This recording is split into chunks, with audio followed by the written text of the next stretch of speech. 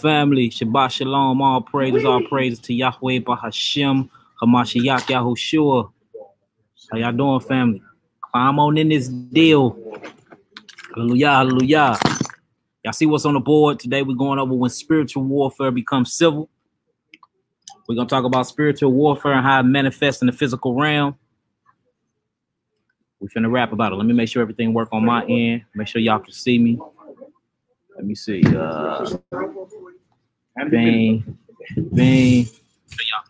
Y'all sound good. Okay. Can y'all hear me? Y'all hear me in y'all ends typing some nines? Let's get this cracking. Yeah. Shalom, shalom. Shabbat shalom. All praises. All praises. Look, when spiritual warfare becomes civil, y'all climb on in and we're going to get started. We're going to get this prayer going. And look, we're going to feast on the word of Yahweh. Hallelujah, hallelujah.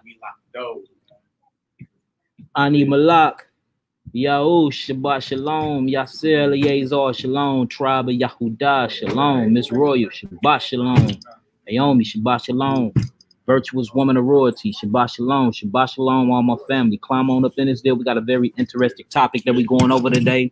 Y'all know what we talked about the other day, which was basically talking about Yahweh's will and purpose of the brotherhood. So now we finna show how spiritual warfare manifests and becomes civil war within inside of the brotherhood. Remember, whenever I mean brotherhood, I'm talking about male or female. It's this bigger spirit out amongst these camps of Israel where they bashing the women like women ain't important or women don't hold no type of stature when it comes to the Hebrewic culture. And that's BS and that's lies. The Hebrewic culture. Yeah, the Hebrewic culture. You know what I'm saying? So that's lies, man. So we're gonna speak about that. We're gonna talk about it, and let's pick apart these scriptures and talk about what's going on here. Climb on in. I'm gonna wait for a few more people to get on up in here, and then we're gonna get started. We're gonna get started. Let me know where we're going. Kila Olam Kazdo, Shabbat Shalom, Mishpati. Yeah. My family. Bina Bit Yahudah. Shalom, shalom. One soul of life. Shalom, shalom. Baniyam, shalom, shalom. Nook, where you at, Nook? Shabbat shalom. Don Ray, Killmonger, the heathen. And Coonsley. I love that name. Hallelujah. Come on, climb on in. Climb on in. A few more people, we get started. Troy Thomas, Alpha Omega, Clan Houston, Israelite. Shalom, shalom. All praises. Print Blake, everybody in the building. Solomon McFadden, Sarah, Daniya, everybody. Shabbat shalom, my family. Shabbat shalom. All right, so again, we're talking about when spiritual warfare becomes civil. We're going to show what spiritual warfare is and how it manifests in the physical realm into the hearts of man. And this is the reason why we having most of our problems amongst the brotherhood, amongst the sisterhood inside of Israel. So we're going to take y'all through. And what made me come up with this lesson is actually just reading through Job and just read certain scriptures and how you start looking it up. And when you read it from the Hebrew, boy, a whole different mindset get revealed. A whole different mindset. So if y'all ready to get this started, y'all ready to get this prayer off, you know what I'm saying? Type in some nines and then we get it started. Yaki, before you start. Yaki, before you start, is there such thing in your experience of urban living HIV? Yes, you can heal HIV. It's been healed. It's been healed. HIV, herpes, all of those have been healed. Yeah. Look, let's stay on this topic though. Stay on this topic. Yeah, my email is in the description too. info@yakiawaken.com. Y'all got any questions pertaining to herbs and healing in that regard, hit me up about that. All right, let's get it going. Let's get it going.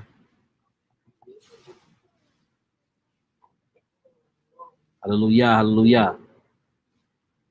All right, we can get it started for real, man. We're going to pray in and get it started. We're going to pray on in? Yeah, we're going to pray on Rattle the heavens. Yeah! Unless y'all want me to tell Malaki, come on, y'all. You embarrassing me. Pipe down just a little bit, please. We all good. Let's go ahead and get it started. Just kind of, pray in your inside voice. Use good business ethics when you pray. All right, come on with it. Let's get it going. All right, y'all. We about to go ahead and get our praise on to the Almighty. Okay, yeah, tell them come on in. Okay. Well, look, Terry, we got some people coming, more people coming in. Let's Terry for them. Yeah, they gonna want to roar. My praise to the Most High. Y'all bringing the food in? Let's go. Well, look, basically, so since we got more people coming in to pray, so look, basically, I was going throughout the book of Job, and I was reading about how Hashatan go to and from within the earth and up and down, and I'm like, well, what do this really mean? So when you start really looking it up in the Hebrew and start reading that holy tongue, man, and it's connected to some things about his ways and the reason why he fell in the first place. So the very reason why Hashatan fell from the heavens was due to pride, but you got to look at what he was doing and his characteristics and how he was moving about in the heavens and why he fell and what he did to fall. And you'll start seeing that his brothers and sisters inside of the brotherhood, inside of the camps of Israel, that's doing the exact same thing and have the exact same characteristics. So we can see that these things start off metaphysical and then it manifests in the physical plane. It starts off in the heavens, and then it basically manifests and warps into the hearts of men, and then we start conducting these unforgivable behaviors amongst each other. And that's the reason why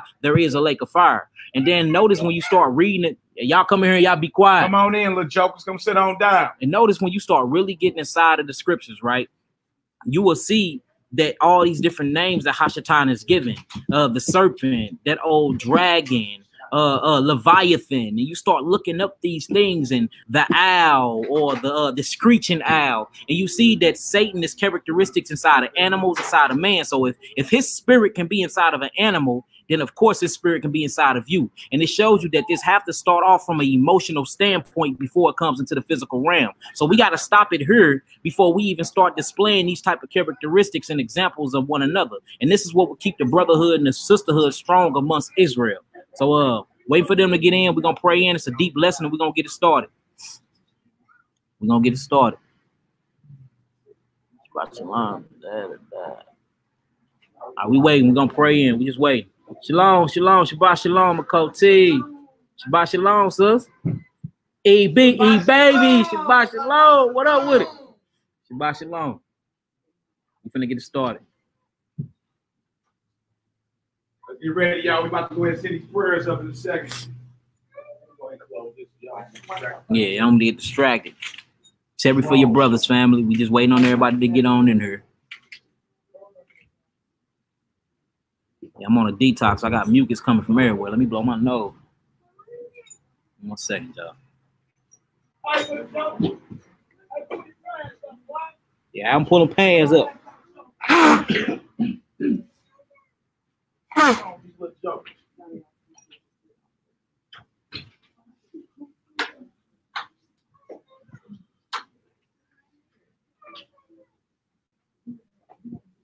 Y'all ready? Okay.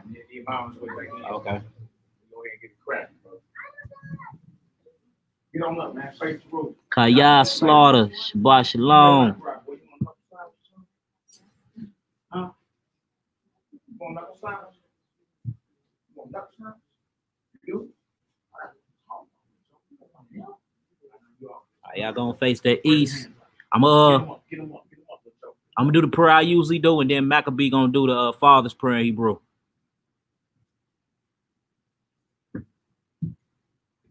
We all good? Yeah, he had to move. He moved Cisco Cherry for the brother. We got a Terry from the Kamya for Nehemiah. Sit back down a little taste. So yeah, this is called when spiritual warfare becomes civil.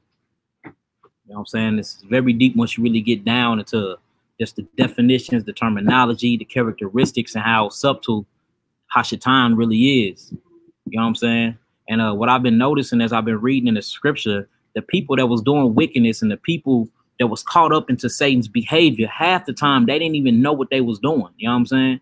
That's how subtle it is for you to be sinning and for you to be often in the wrong spirit and not even knowing. That's why it's very detrimental to everybody to constantly be in your scripture, constantly be praying, and constantly be meditating on the word of Yahweh. Real for real. You see him coming in yet? All right, I'll pray. Yeah, he teaching us patience. We waiting on Nick. So let's talk about it. Are y'all ready? All right, so I'm gonna start this prayer off with I usually sing my prayer, then I do it in English, and then Maccabee gonna do the Father's prayer in Hebrew. So it's good if y'all can learn this. I actually got the paperwork for y'all too. We can send it in an email. I can put it in the community thing on Facebook. Y'all can go see it. But it's the Aaronic blessing. You know what I'm saying? Where he spread forth his hands over Israel, and he basically summoned a blessing on all of the people of Israel. So we're gonna sing it first. So it sound like this. Yabareka Yahweh Veish Meleka Ya'er Yahweh Panav Eleka Vikenuka Yasa Yahweh Panav Elika Ve'asem Laka Shalom Ve'asem Laka Shalom Yavareka Yahweh Ve'ish Mereka Ya'er Yahweh Panav Eleka Vikuneka Yasa Yahweh Panav Elika Ye'aseh Laka Shalom Ve'aseh Laka Shalom. Amen. May the Lord bless you. May the Lord keep you. He shall bless you. He shall keep you. And may he shine his face and his mercy upon you. And may he give you peace. Amen. Abinu. Abinu. Shabbat Shemayim. Shabbat Shemayim. Yikadesh. Yikadesh. Shimka. Shimka. Tabo. Tabo. Malkuteka. Malkuteka. Yeah, I say. Yeah, I say. Ratzonka. Ratzonka. Shabbat Shemayim. Shabbat Shemayim. Cain. Cain. Ba'aret. Ba'aret. Etlakim. Etlakim. Kukenu. Kukenu. Tainlanu. Tainlanu. Hayom. Hayom. Uslaklanu. Uslaklanu. Oh. Oh. Kataenu. Kataenu. Kamo. Kamo. Shel Soki. Shel Soki. Gam. Gam. Anaknu. Anaknu. Lakoti. Lakoti. Lanu. Lanu. Wa'al. Wa'al. Tabienu. Tabienu. Lide. Lide. Nisayon. Nisayon. Ki. Ki. In. Kotzenu. Kozenu. Minhara. Minhara. Kilaka. Kilaka. Hamamlaka. Hamamlaka. Wahagura. Wahabura. Wahatiparet. Wahatiparet. Laome. Laome. Olami. Olami. Amen. Amen. Hallelujah. Hallelujah. Hallelujah. Hallelujah. Hallelujah. Hallelujah. Praise the mighty Yah. Our Father. Our Father. In heaven. In heaven. Holy is your name. Holy is your name. May your kingdom come. May your kingdom come. And your will be done. And your will be done. In earth. In earth. As it is in heaven. As it is in heaven. Give us this day. Give us this day. Our daily bread. Our daily bread. And forgive us. And forgive us. Our sins. Our sins. As we also. As we also. Have forgiven those. Have forgiven those. Who sinned against us. Who sinned against us. And lead us not. And lead us not. Into temptation. Into temptation. But deliver us. But deliver us. From the evil one. From the evil one. For yours is the kingdom. For yours is the kingdom. And the power. And the power. And the glory. And the glory. Forever. Forever. And ever. And ever. Amen. Amen. Hallelujah. Hallelujah. Hallelujah. Hallelujah. Hallelujah. Hallelujah. Praise the mighty Yah. Yahoo. Yahoo. Let's get her done. Hallelujah. Real thing this. Hallelujah. Schoolboy. Schoolboy. Shabbat Shalom. shalom. Shabbat shalom. Little joker. Young Jay. Hallelujah. Hallelujah. Good to see the brothers. Good to see the fam. Hallelujah. Yeah, that's the actual prayer I was singing, y'all. It's called a blessing prayer. It's where you pray for the blessing of Yisrael. Hallelujah. Hallelujah. All right, y'all ready to get started? Give it some nines. We're going to start this off. Hold on. Let me share this screen real quick. I go to share screen first, right? Share screen. Share. Hit the screen. Boom. Then click on this, right? What you want right there? Yep. Bang. That one. Next to it. Next to it. Bang. Okay. Then when you pull that up, put the scriptures up, click on it. Cool. And I'm good. Okay, cool. All praise. If y'all can see my screen, type in some nines for me and we get it started. We're going to start this off in the book of Job, chapter 1, y'all. We're going to start this off in the book of Job, chapter 1. Let me go to my live chat. If y'all can see my screen, type in some nines, book of Job, chapter 1. It's very imperative that y'all do take some notes and write this down because this is a deep lesson.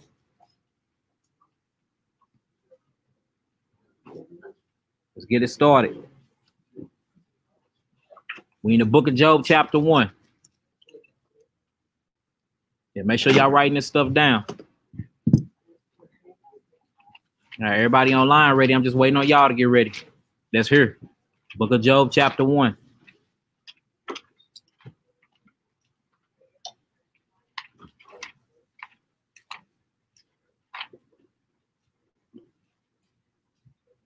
Are we all good? Let's get it. The book of Job, chapter 1, verse 1.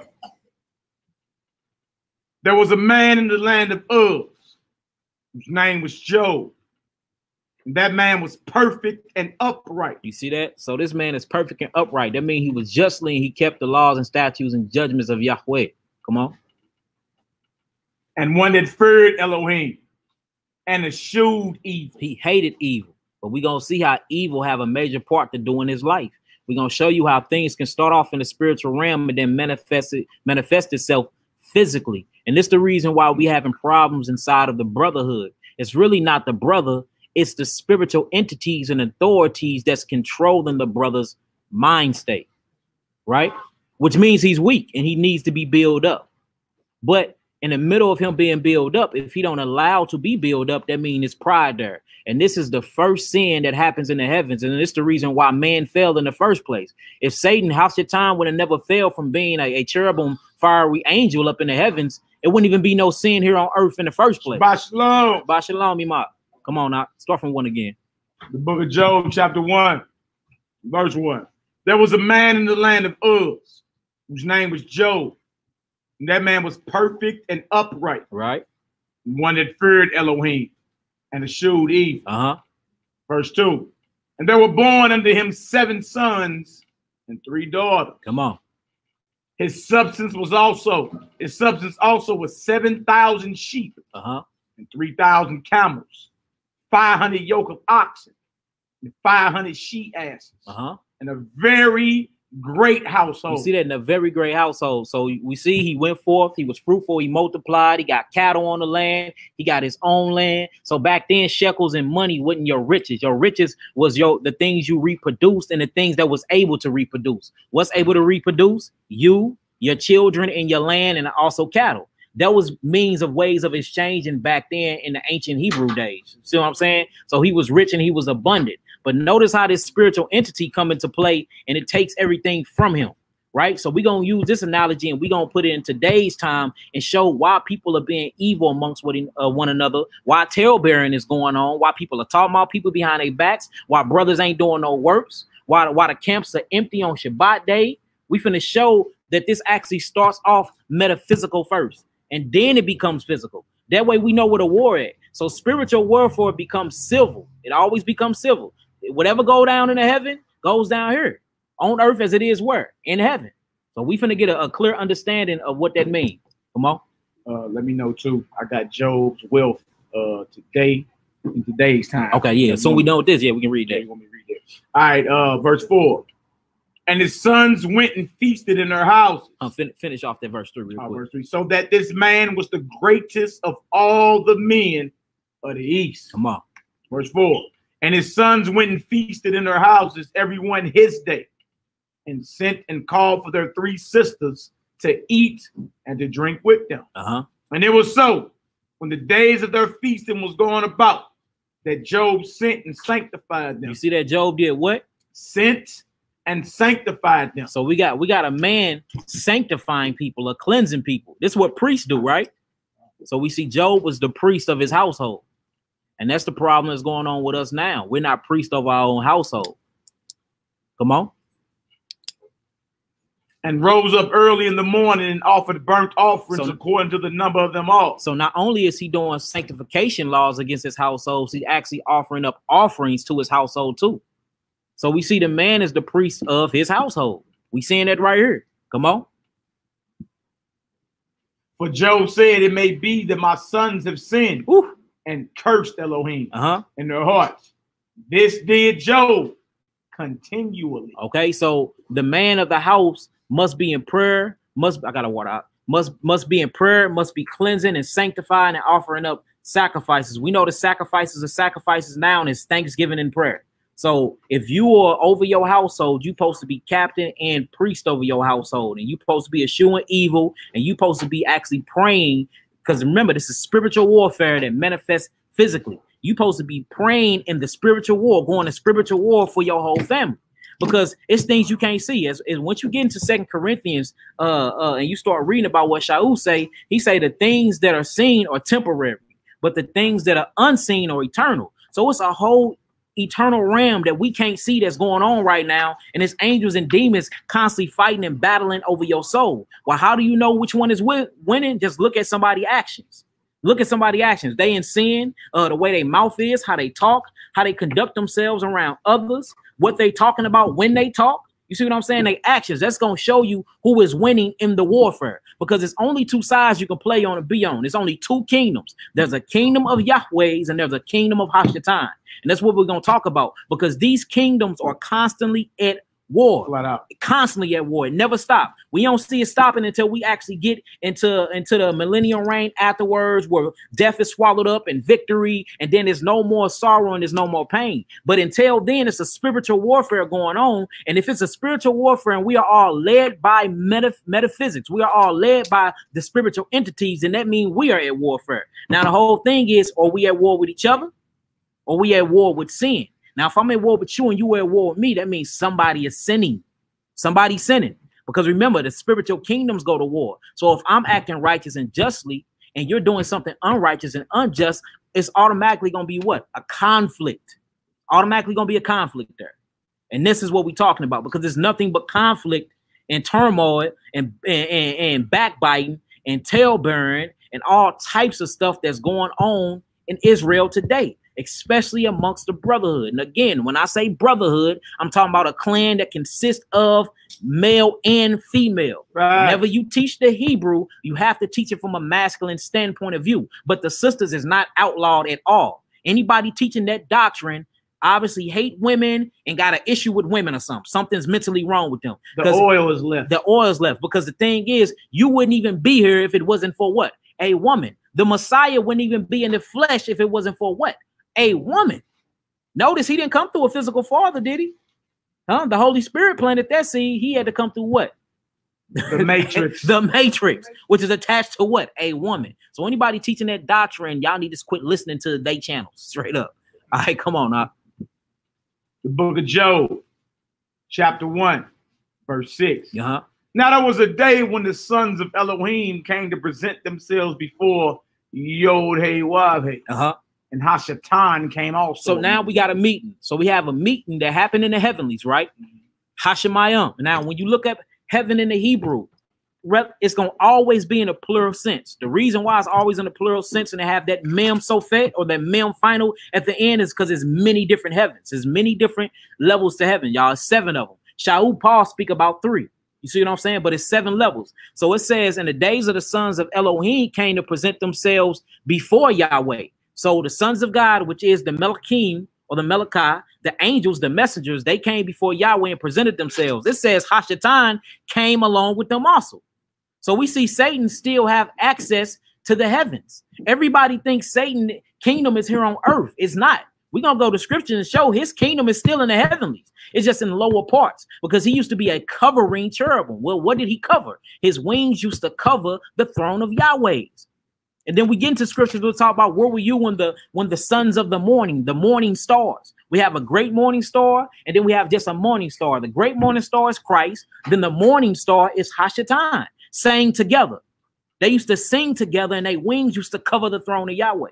So we see that Satan is not just this chump sucker that everybody portray him to be. Like he's just this simpleton. And that's the reason why he's manifesting and playing us all, because we act like he's just this little weak entity when he's not. And that's how he's able to manifest themselves into our mind frames. And that's why you see a lot of people inside of the brotherhood acting just like him and portraying his characteristics, because they acting as if he don't exist, or he just this little simpleton. The only way you can even fight against Satan is with the power of Yahushua. And a lot of us don't even have that in us. A lot of us don't even, and that's what's going on. So now you see what? Brothers ain't in the Knesset no more. Brothers ain't teaching no more. Brothers falling back. Brothers talking about brothers. Women talking about women. Women disrespecting their husbands. Children out of line. All because what? What is this main influence that's going on in Israel that's causing us to do this? We're not thinking of this stuff of our own. There is nothing that you can think of that haven't been thought of already. Any thought that come in your mind or any idea you got come from something else.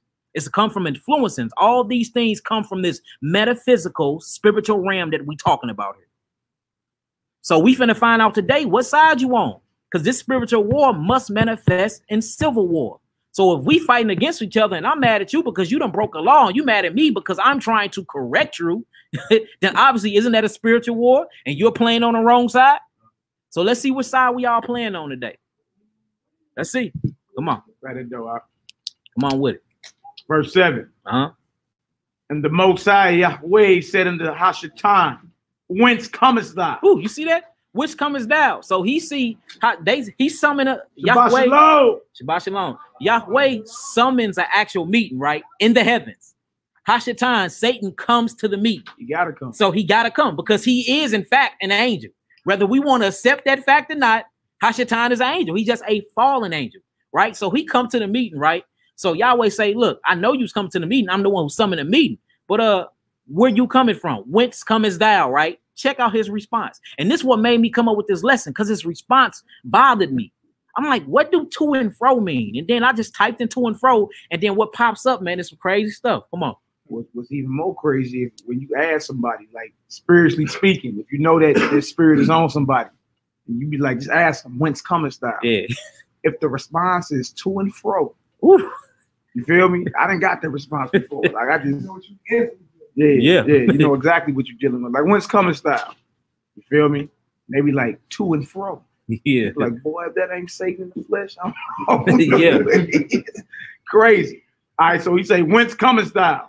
Then Satan answered the Most High and said, from going to and fro in the earth. You see that? For going to and fro in the earth. Come on. And from walking up and down. Read that one more time. The whole verse? Yep, whole verse. And Yahweh said unto Satan, whence comest thou? Then Satan answered Yahweh and said, from going to and fro in the earth, and from walking up and down in it. So my whole thing is, when he's going to and fro in the earth and walking up and down, what is he doing? What is he doing? Because his whole thing is to walk around like a lion, right? Seeking who may he devour, for he can destroy your minds and get you to blaspheme or get you to commit the same sin he did. For he's done with you. You go into the lake of fire, he move on to the next. So what is his main objective when he's going around to and fro within the earth? It's to recruit. It's to recruit. But to recruit, you need a kingdom to do so, because you need workers. He can't do all this by himself. You know how many people it is that inhabit earth?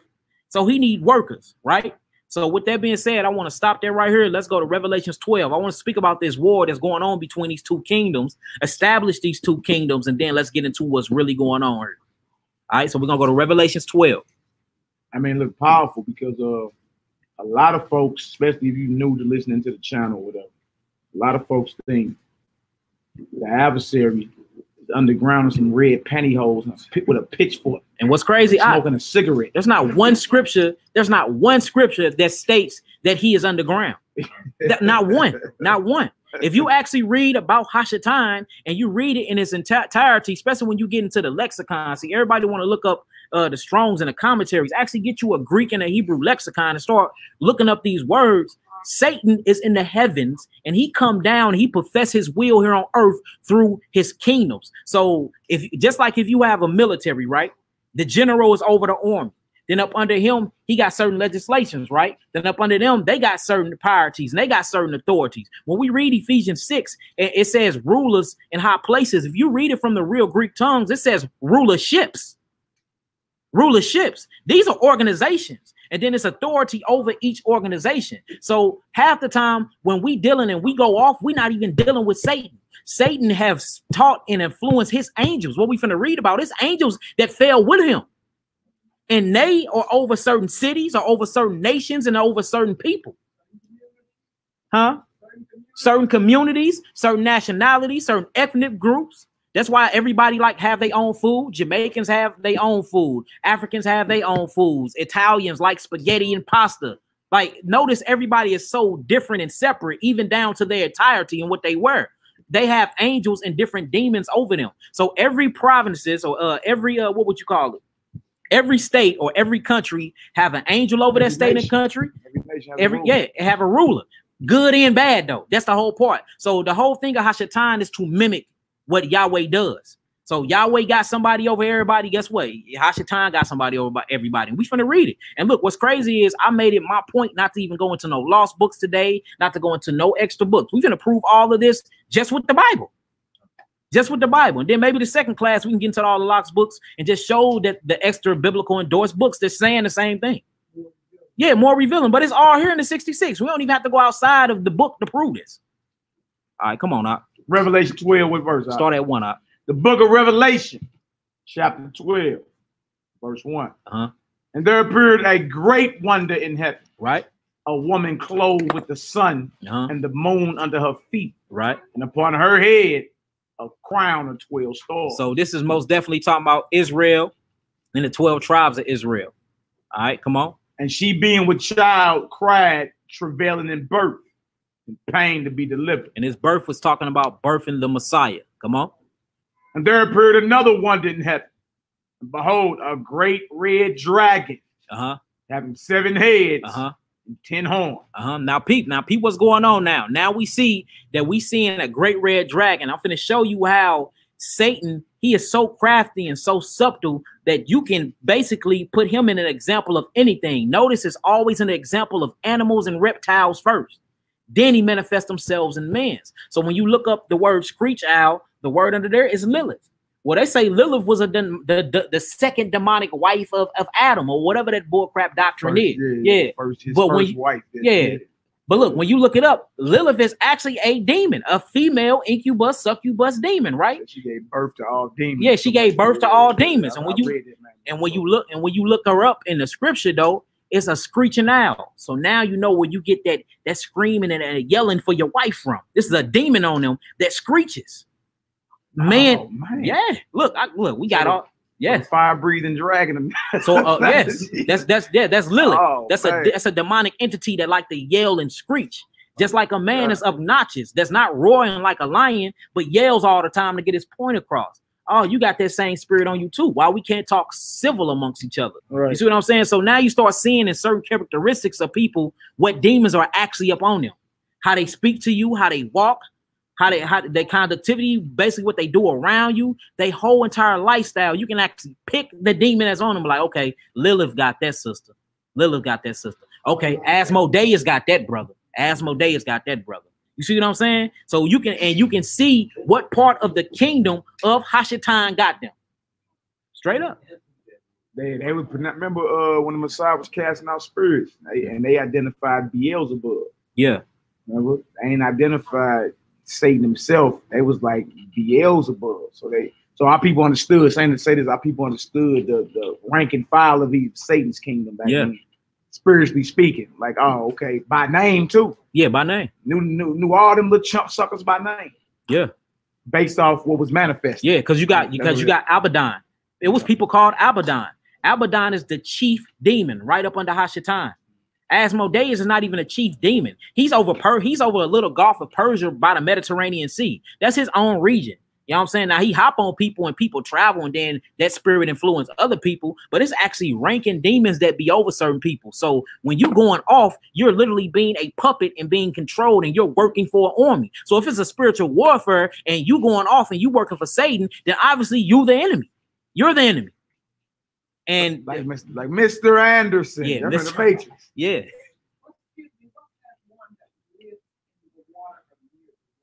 Asmodeus. That's what we're talking about. Asmodeus. Ask I can't spell it. I ain't gonna even lie. Don't give me the line. ASM.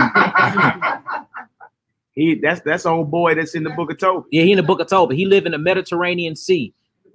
And the only way you can get him off back then, the new ways down is fasting and prayer. But back then was with the gall in the heart of a fish, in the gallbladder. Yeah. They burn that sucker. Yeah, Asmodeus. He smelled it. The smoke, boy, make him run. You can't stand it. But he only gone for a season because remember, you can't kill spirits. Can't kill spirits. Can't kill them. Got to constantly wage war against that sucker. Sister Whitney. Have you ever heard of one called Eritune? Yeah. Yeah. Eritune or Neptune. Everybody talk about the Neptunes or Neptune. Mm-hmm. Yeah. That's a spirit of deceit and lust.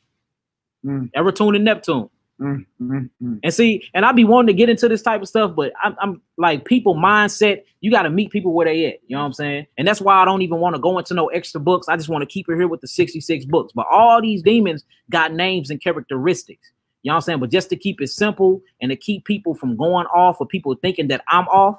You know what I'm saying? Let's just keep it in the 66, but it's actually Eritune, Neptune, and all of these have something to do with Greek gods. See what Satan's biggest deceit is to change your whole manuscript and make you look at it from a heaven way. So in order to worship Satan, because that's what makes him grow. He need worship. What he does is make you worship the heavens and not Yahweh and the only begotten Son. So, and when it says the Son walked upon the waters, he gonna say, yeah, the Son did walk upon the waters. When you go into the Mediterranean Sea and you see the sun rise on the east, you will see the Son actually walking on the waters. So you automatically think like, dang, so it wasn't talking about Christ, it was actually talking about the Son. Now you went to sun worship or Sunday worship. That goes to hell.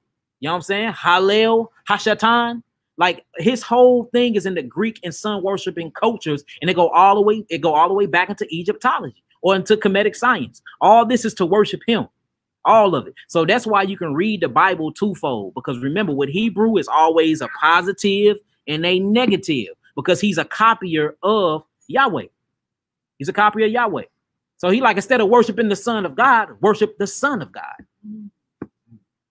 It's the whole point of the Christmas tree, Nimrod, with the star that's at the top of it.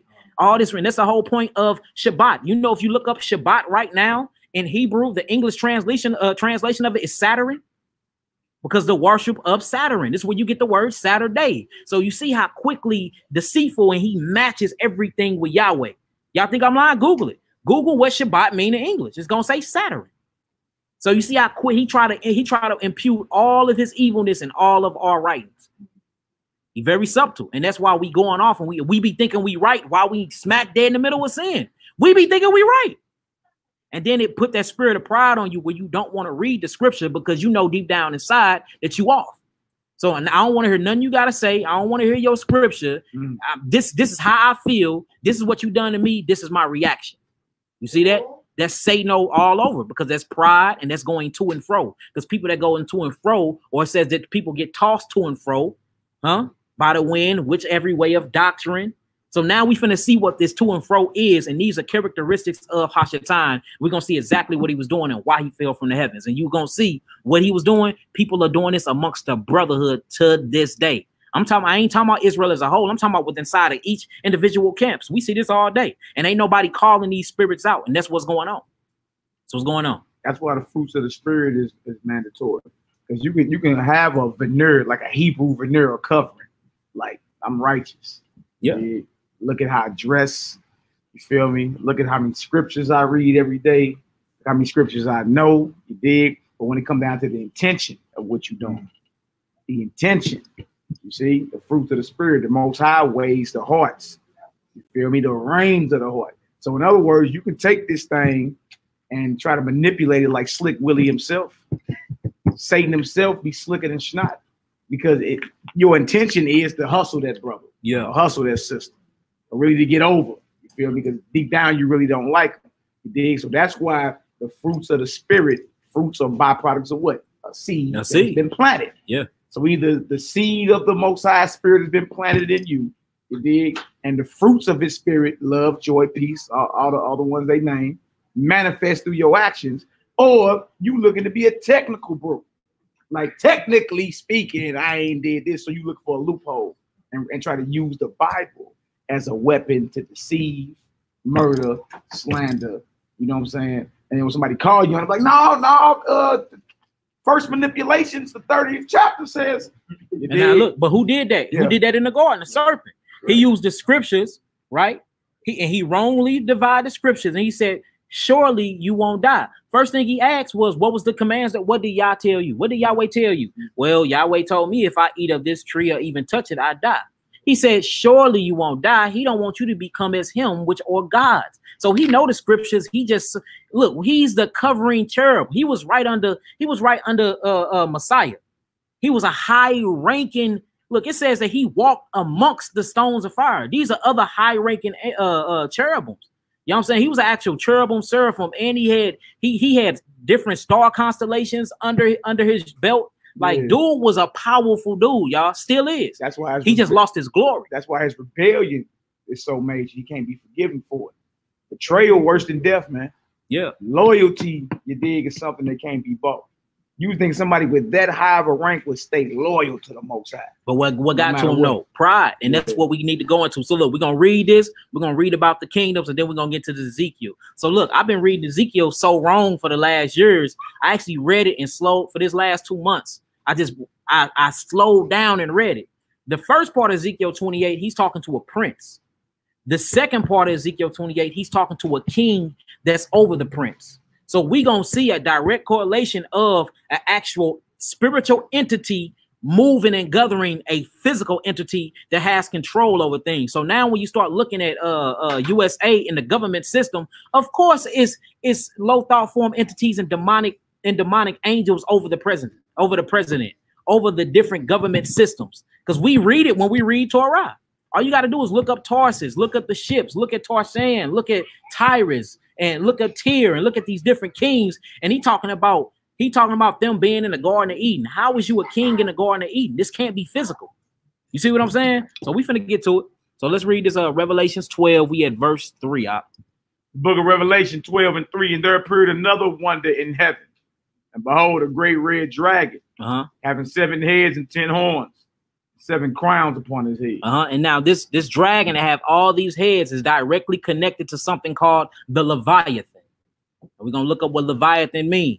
Because remember, all animals have certain characteristics. And that's why if you start acting like an animal, they tell you that you have an animalistic nature. Quit acting like the beast. You acting like a wild beast. You acting like it said that the Arabs act like wild men. Well, they act like jackals. They act like beasts. They seek blood. They always want to eat. They bellies become their gods. This the reptilian brain, where only thing you want to do is eat, sleep, and reproduce. You see that? These are demonic things because you have a whole cerebrum cortex and frontal lobe in the front of your brain that does other things and have other properties that you're not using because you're too used to your animalistic nature. So notice he's calling Hashatan a dragon, right? We see screech owl.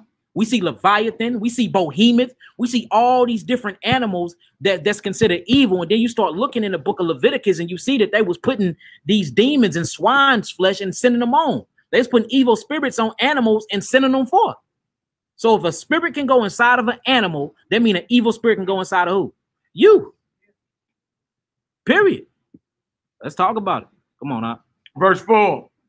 And his tail drew the 3rd part of the stars of heaven.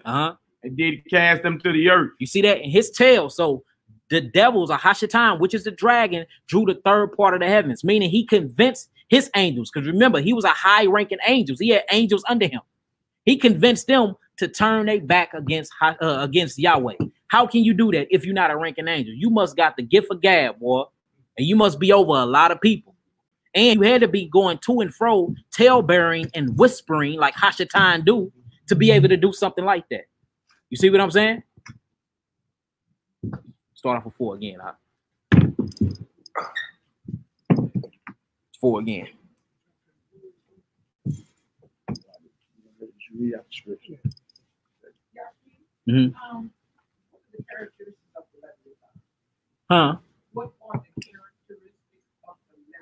The Leviathan.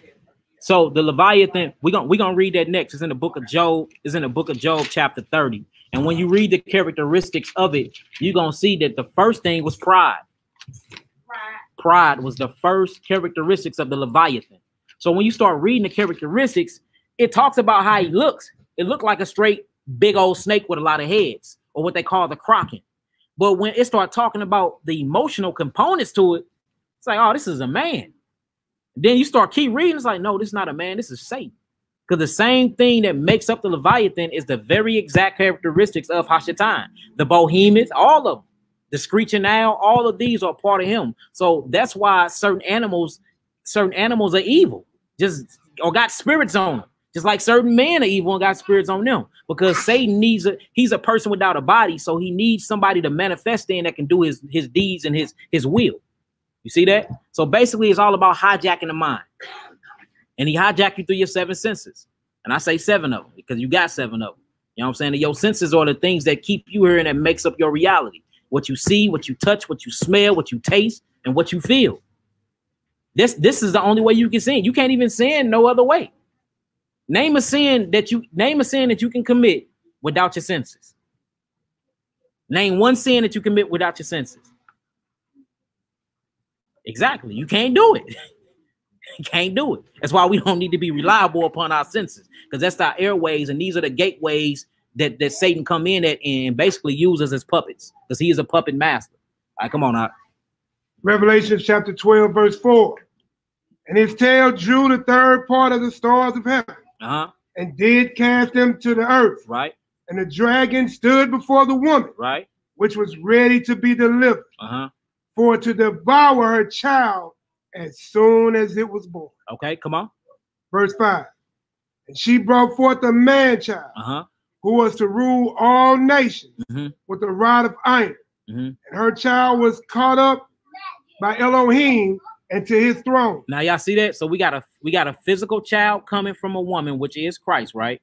But we have a spiritual entity called a dragon that's in the heavens that's drawing the stars. But this dragon is finna try to kill this physical entity we call Christ that came from Mary's womb. So we're seeing spiritual warfare finna manifest physically. Now, who was the king that tried to order every baby boy under 2 years old to be killed? What was the king name? Herod. So we got a physical king that's getting orders from a spiritual deity called this dragon that's going to put a hit out and try to kill Christ. But it started in the heavens. When you read it, it talk about the dragon that deceived the 3rd of the heavens with his tail and drew these stars down. They come and they fall down. Now we see that the spirit jumped on King Herod and he put out an execution on every baby under 2 because he wanted to kill the Messiah. So we see spiritual warfare, kingdoms of God, kingdom of God and the kingdom of Satan fighting in the heavens, right? And then it manifests down here. Do y'all get that so far? All right, come on. Verse 6. And the woman fled into the wilderness, where she had the place prepared of Elohim, and they should feed her there 1,260 days. Come on.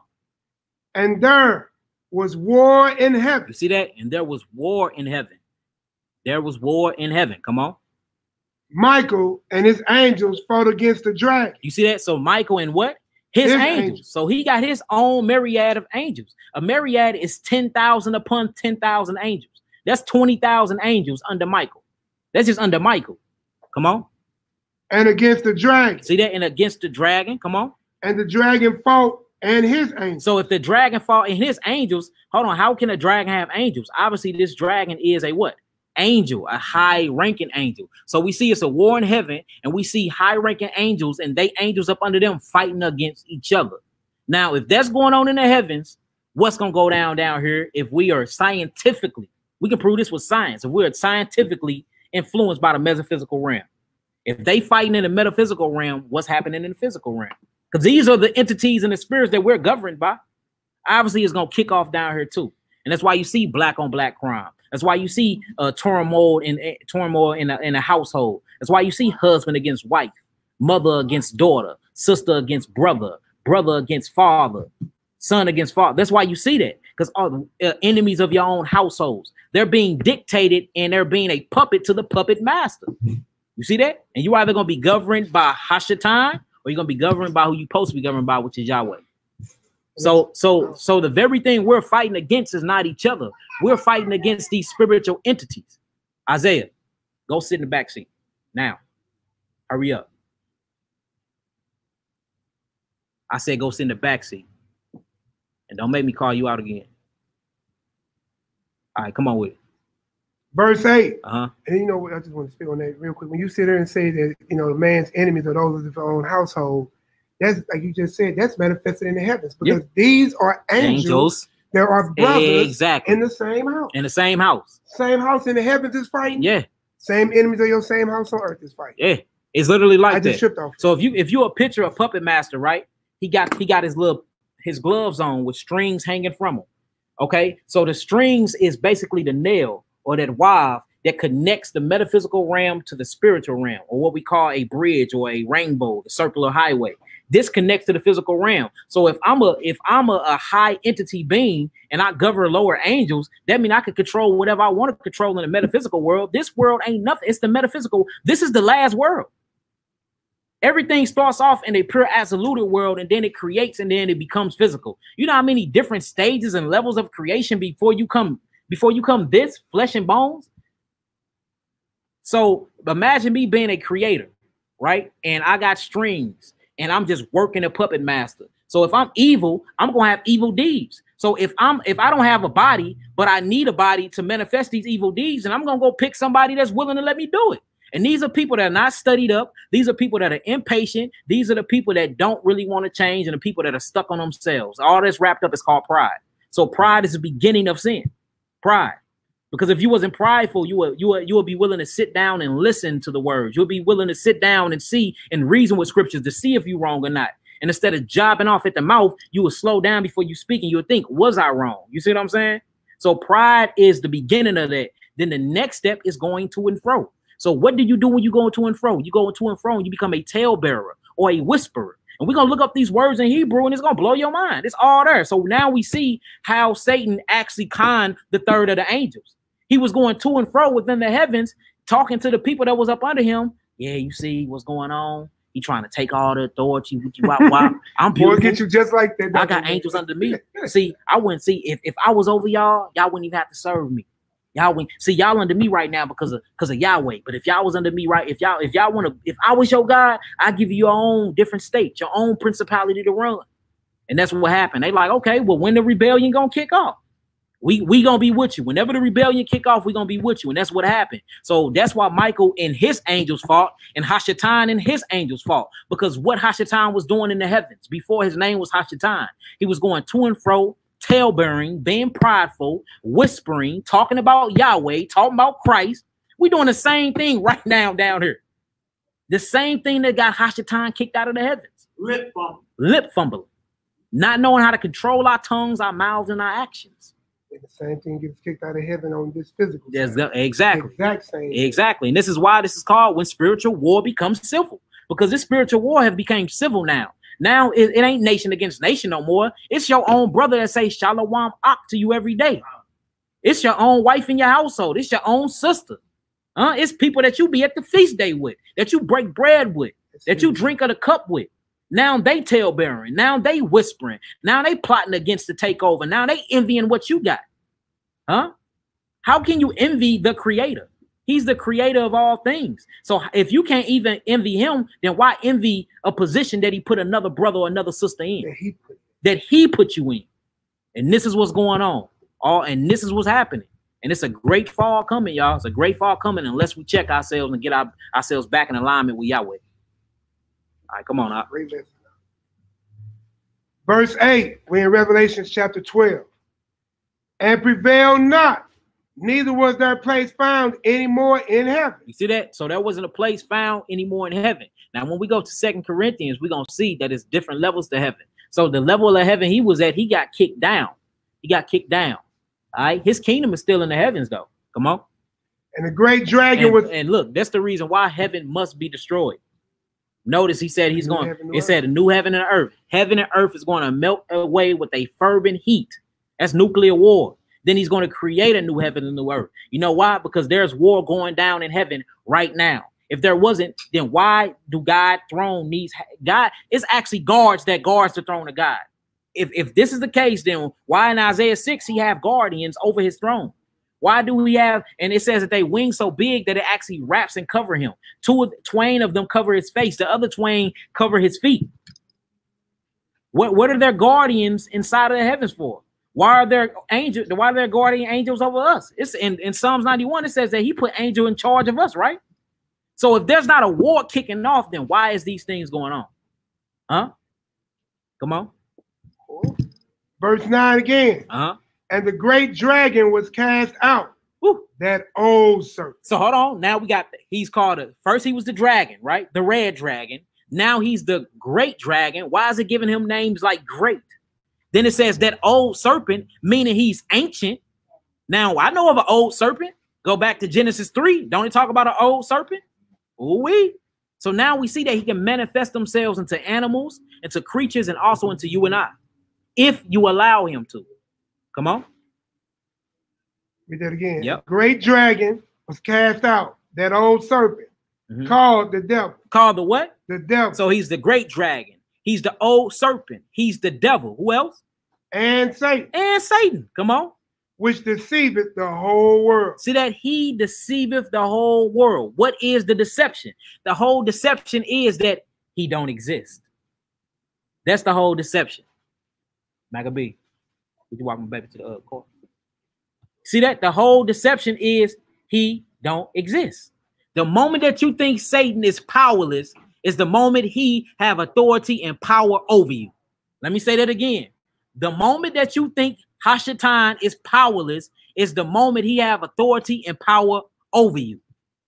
Y'all get that?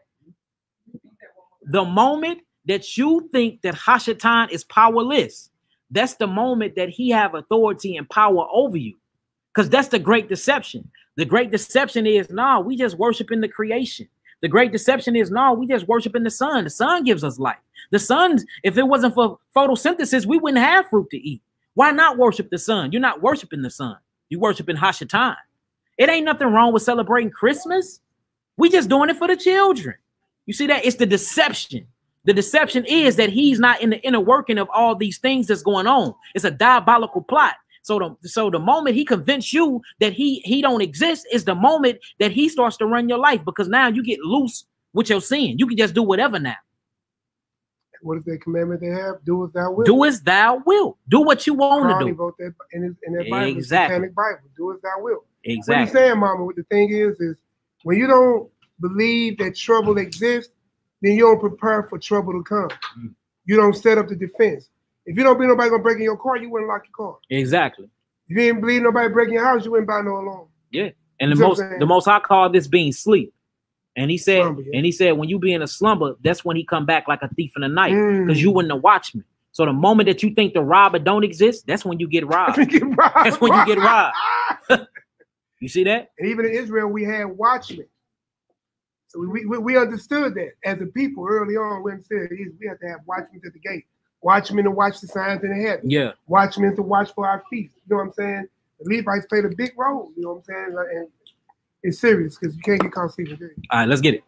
So we can stop there right there. Look, let's stop there right there. From there, I want to go to Matthew 12, family. Matthew 12. We're gonna establish the two kingdoms, and then we're gonna get into this Ezekiel, y'all. This Ezekiel is mind blowing. When I tell you, boy. All right, Matthew 12. Book of Matthew, chapter 12. What's going on? Matthew. Am I doing something wrong? Oh, okay. I'm being impatient. I need to learn patience with that. I'm just knocking on it.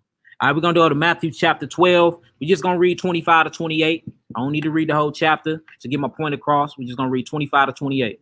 You want to be on the Maccabee? Yeah. You don't see it. He just pointed over there. All right, let's get it. We looking at everybody. We all good? Type in y'all names when y'all get there. Matthew chapter 12, we're going to read 25 through 28. Matthew 12, 25 through 28. All right, let's get it done. Verse 25. And Yeshua knew their thoughts and said unto them, every kingdom divided against itself is brought to desolation. You see that? So every kingdom divided against itself is brought to desolation. So basically, if we got a brotherhood and the brotherhood is at war with each other, then how are we even establishing any type of kingdom? We too busy fighting against each other, jockeying for positions that Yahweh put us in.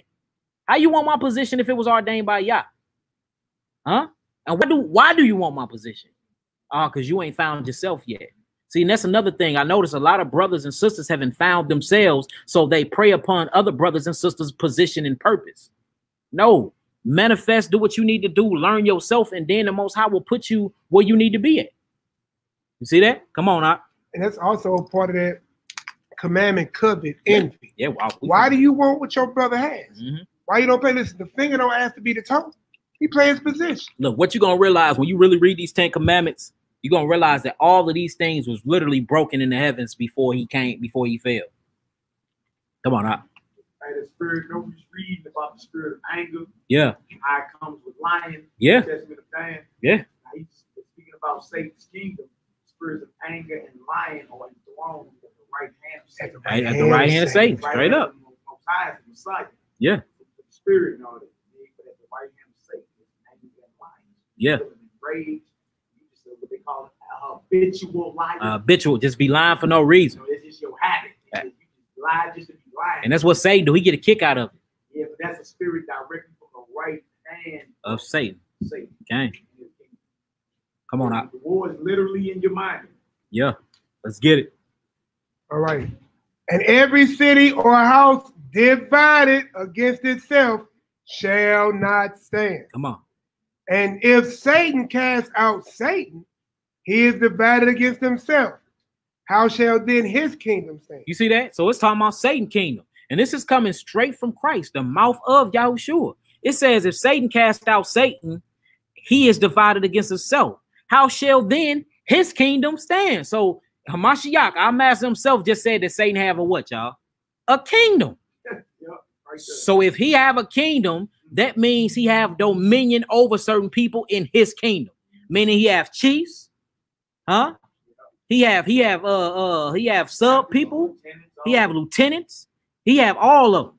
And when you start really studying up on these things, man, they straight got names. They straight got different ranks and everything. Like for instance, Abaddon. Abaddon and Samuel is his right-hand man. Them his right-hand man. You know what I'm saying? And they over the most richest cities and most richest states and countries in the world. Hey, Samael is over Esau. Yes, Samael is over Esau. And Dubael is over Dubai. The Arabians. The Arabics. Dubael is literally over Ishmael and them. Samael is over Esau. Michael is over Israel. I'm glad we got a good angel. We got a head buster too, boy. Yeah, I'm glad, boy. Hey, notice everybody got a demon over them until you get to us. Everybody else got a fallen angel until you get to us, and then we got an actual holy archangel. We got an archangel. All praises. One right under Christ. Yeah, one right under Christ. Okay. Yeah, Dubael was named after its master. It's fallen. Dubael. Architecture going on in Dubai. Yeah. Feel me? All the latest architecture. Yeah, do y'all see these skyscrapers, these towers of Babels they've been building out there? Yes, that's one of the richest cities. And look, the currency out there is nothing but gold. That's their main currency, gold, backed up by gold. They done Jack Solomon's temple. They got all his gold out there. Yeah, well, you ain't got to be rich to go there, but you sure gonna have to have some money to stay there a couple days. Yeah. They down there on $66 million yachts. They building underwater cities out there right now. They building an underwater city in Dubai. Man, look, it's going down. All right, come on. I think Whitney had something. You got a question? I was going to say, you said Samael is over. Samael's over Esau. So I just kind of thought about it. So, and that way he's kind of fulfilling part of the curse of Deuteronomy. Yeah, he have to. Exactly. Yeah, So like they. So when you read in Jeremiah 17:4, and it says that we will lose our heritage, right? And it says that we will go to serve our enemies in a land that we don't know. Well, he put the heathen over us. Right. So when he put the heathen over us, if the heathen is over us in their their particular fallen angel under them is a demonic entity. That's why we serve the worst slavery under this heathen. Because they're literally the right hand of Satan is putting us through slavery. Literally. Because the right hand of Satan, one of the right hands of Satan is Samael, the other one is Dubai. Dubai is over Esau. We in slavery under Esau. So we in slavery under the most highest ranking fallen angel there is. You see that? That's why when we got to the Americas, we served with what? Rigor, castrated, ripped apart, cutting our private parts off, cutting our women breasts off, using us as, man, look, it makes sense. Yeah, it explains why it was so evil and why it's still so evil today. You can get pulled over and you going to work and get pulled over and not even make it to work because this entity is so much on his people. That's his people. This entity is so much on Esau like that we'll get our brains blown out just by driving to get something to eat. We won't even make it back home to our wives. One more question. And so, like, that's who gives them blessings as well. They get blessings. Yes, look, Satan, because remember, Matthew, when you read Matthew's 1 and read it all the way up to the 4th chapter, this is Satan's kingdoms here on earth. The earth was given into the hands of the wicked. Now, if the earth was given into the hands of the wicked, that means whatever the earth produces was given to them too. Well, what is the main minerals the earth produces? Silver, copper, gold, oil, all the things that make trillions and trillions of dollars. So when it comes to the money and it comes to currency backed by actual state property, which will be gold and minerals and natural resources, well, who that belong to right now? Hashatan. So he can bless his people. That's why you see famous rap people that sold out to the Illuminati that's just paid for life. Bugattis, all types of stuff. They blow through $1 million just because. Jay-Z can just go buy himself into the NFL. That take billions of dollars to do that. Beyonce just brought him a $80 million jet for his birthday. Give me 100,000. I'm finna feed 100,000 Israelites. You see what I'm saying? They buy jets and all types. But when you under the authority that owns, not own it, I don't want to say that. I want to add that. Let's add to the scripture that have the world right now because the world and the earth was given to him. Then yes, he blessed too. So a lot of people we be like, that's why he said, don't envy your oppressor. Because they got so much. They didn't get that from Yahweh. They got that from their God, which is Hashatan. So that means you want their God too. Yeah, you want their God too. That's why you can't envy the oppressor. So what God do Jay-Z deal with? He most definitely deal with Belial. He have a shirt on to say "Do Without Wilt." He got a concert where he said all hail to Hashatan. Jesus don't exist. Yeah, he said Satan is the new thing. So we see what's going on. Jay-Z. That's why he called himself Jehovah. He calling himself God. And that's the same thing that Hashatan did in the heavens. Yeah. And that's why he can make a covenant with the heathen at the NFL table, because even when we read Maccabee, we talked about it yesterday, First Maccabee 1, 11 through 21. We're not supposed to make a covenant with the heathen, but he ain't got no problem with it because he has already accepted, converted, confessed, acknowledged. Yeah. And benefited. That Satan is his master. That Satan is his master. And the reason why you can't make a covenant with the heathen is because they have covenant with other gods. Now, you can look, if you actually go throughout Torah, what I was reading yesterday, some mind-blowing information. So we understand that Yahweh is the all-known and all-powerful God, right? But when you start reading in the book of Numbers and you start like actually studying up on Baal, he was giving them lands and everything over there. Baal he was giving them lands and giving them gifts. So you start seeing different entities, and you understand why Yahweh made us move the way he made us move. It was literally come to overthrow these other gods and to establish reign and basically reign and government systems where the Phoenician gods was. It's like, nah, bring Yahweh over there. But look, the crazy part is most of the Phoenicians was already repping Yahweh before we even came. If you get into pre-exilic Israel, they was already doing the circumcision and everything. They still practicing these things for the day, taught by Abraham and them. You see what I'm saying? So like when you get into certain things, that's why like, look, don't make a covenant with them, because the moment you bind to them is the moment you make a covenant with their God. You see that? And look, it's a war going on in the heavens. You either on my side or you on his side.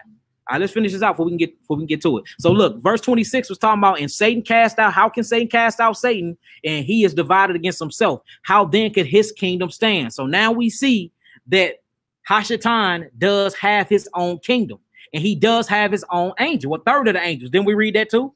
So he have his own angels and he have his own kingdom. So my thing is this: his kingdom is ran very fluently. His kingdom is very organized. He's not sloppy out here. He ain't sloppy at all. So what are they doing? If he have a whole kingdom full of different people that's under him, different armies, different legislations, then what are they doing? What is the sole purpose? What are they out here doing? What do you do for an army? Especially when it's wartime. You go out and do what? Recruit. He's going out and he's recruiting. And he's recruiting us. He's recruiting our brothers, our sisters, our wives, our husbands. And you see it in the messed up actions that they do, the things that come out of their mouths and how they portray themselves. You're like, boy, you've just been gamed. Hey, the movie on Netflix is called Jupiter Ascending. Uh-huh. You know what I'm saying? It's about the Sumerians and them. Uh-huh. Fallen gods, Inky and all that, right? Yeah. It's on Netflix on Jupiter Ascending. And they was gods, right? Yeah. And they was like, look, man fights over resources, you know, gold, silver, and all that. They was like, we fighting for more time. Yeah. You know what I'm saying? They talking about how they harvest from the earth. Yeah. The gold. Yeah, they harvest from earth. I didn't watch this Jupiter Ascending. It's kind of unless you got an eye to see what's really being said, you're gonna be like, oh, this kind of corny. If you look at it for you got certain understanding, like the Sumerians. Yeah, the Sumerians, Inky, Enlil. Yeah. But look, and then what's crazy is if you straight look in the Bible and you go to Genesis chapter 10, verse 25, and you look up that city that they was in, right? It straight say the city of Anu. Yeah. The city of Anu. And then you go into Nineveh, it says where there is gold. So you straight see that Samaria had a big major role in our Torah where they was going in and using us to dig up golds, trying to rebuild their look, all this stuff exists, man. Yeah, so look, check that out, and you'll see about the whole mindset of those that are the elite and the gods over the elite. You know what I'm saying? They like, look, Satan, remember the scripture say, Satan know that he had but a short time. Yeah. Feel me? And that's what they banging for. They banging for more time. Yeah. And also with Brooks going into how they well organized. Yeah. Now, how are we even ever gonna plan on as a brotherhood to ever defeat Satan if we not organized? We got to be organized because look, he's highly organized. Satan is highly organized, highly. And all of them got their different ranks and they bow to each other, just like in the heavens. When certain levels of heaven, when you get to another level, you have to take off your crown, drop your sword, jump off your horse, and bow to another angel that's over you. They doing the same thing in the kingdom of Satan. Everybody organized, but Israel down here. We too busy fighting amongst one another, having pissing contests. What we doing? Huh? You mad because the Most High blessed you with he know how to break down scripture good. Now you mad because you don't know how. He just have the means to get stuff done. We don't know how he do it. He just he gets stuff done. You mad because he gets stuff done. Huh? And the whole thing is like, you mad at everybody, but what the hell are you doing? Are you too busy going to and fro? Going to and fro, doing what? We're gonna read what he's doing. So look, we establishing that Satan does have a kingdom. Let's keep reading this. We're gonna read to 28, and then we're gonna actually get into Ezekiel because I want to get into this to and fro, the reason what inspired this lesson in the first place. Come on up. Verse. Mm-hmm. All praise it. We as witnesses, we actually need to know and identify exactly what we're dealing with. Exactly. So I really appreciate that. This morning, they showed on the TV where these young children now, and they're doing it on the internet live, what they call heel jumping. Uh-huh. Have you ever heard about that? No, I ain't heard about that. Well, what they do is they get in cars, they go on these little roads, and when they get to the hill, they make the car go. Oh, they jump the hill when the car. So when you talking about Satan, how he got his angels doing this, that, and the other, the little boy, young baby, 16, 17, he was laughing like it was funny because he could kill himself. Yeah. Yeah, so and like we got it's so subtle, it's even down to the little bit parts though. So he like, all right, you go hop on him, you go commit adultery for the day, you spread false lies and propaganda for the day, you go kill 2 Negroes today, you go. So everybody's doing their own jobs. We just don't think we think it is people being crazy, but it's actually people getting orders from these invisible entities. That's what it is. It's people getting orders from these invisible entities. So all you have to do is look up their characteristics. And for those that do study up on demons and stuff like that, you can actually see the name. Dang, that was Abaddon. Dang, that was Lilith. Dang, that was Cali, the goddess Cali. She's the goddess of fornication. That's why it's called California. You see what I'm saying? Like once you yeah, Californication. This is it's a god called Cali, actual demon over them. So once you start really studying up on this stuff, you be like, it's mind blowing, and you will see that this spiritual warfare is real. It's all out warfare, and it must manifest civil. It must come down here. So now when we hear stuff or people come to us, we be like, dang, I just be looking like, okay, I know a demon on him. So now it's time to go to the book. How you cast this out? Okay, that demon right there, that's Abaddon. Only way you can get him out is by fasting and prayer. It ain't no casting and just talking about him. Abaddon is strong. He's bound. Once Abaddon get into you, he lock inside of your DNA. So you have to fast. You have to change the mitochondria of your DNA. You have to fast him out. And I ain't talking about no 3-day fast. I'm talking about some Messiah stuff. Fast until he gone. And that's why you see most people that fast, when they get into their 7th day, they start throwing up. Well, what are you throwing up? Everybody want to call them parasites and all these other different things because they have to manifest into different physical forms because they in your physical body. Well, what was they before it became a parasite? It was a spirit. See what I'm saying? That's why every time he healed you, he said, go forth and what? Sin no more. Get off the wrong side of the battlefield, Negro. That's why you sick. You on the wrong side of the battlefield. That's it. All right, come on. Go. It's all praise. Yeah. And if by Beelzebub cast out devils, by whom do your children cast them out? Therefore they shall be your judge. Ooh, come on. But if I cast out devils by the spirit of Elohim, then the kingdom of Elohim has come unto you. All right, so we established that Satan is great. We established that he did draw the third of the stars or the third of the angels from the heavens, which was his angels. We established that it is war in the heavens. We established that Michael and his angels fought against Hashatan and his angels, right? And they got kicked out of the level that they were at, right? Now we established that he does have a kingdom, and inside his kingdom, there's kings, there's princes, there's princesses, there's queens, because we see female demons. And all of these are angels. Then after that, they done manifested, created giants, and then the spirits of these giants created something called demons. So it's so many different levels and levels and levels of spiritual demonic hierarchy going on here, y'all. And they got worshipers. And that's why it's so hard to get certain types of entities off of you, like the spirit of homosexuality. This is connected to Abaddon. That strong demon. That's why you never really see people turn from that. Because this comes with I'm talking about long amount fasting. I'm talking, you can't feed the body nothing, no food, no water, no nothing. You have to literally starve these entities out.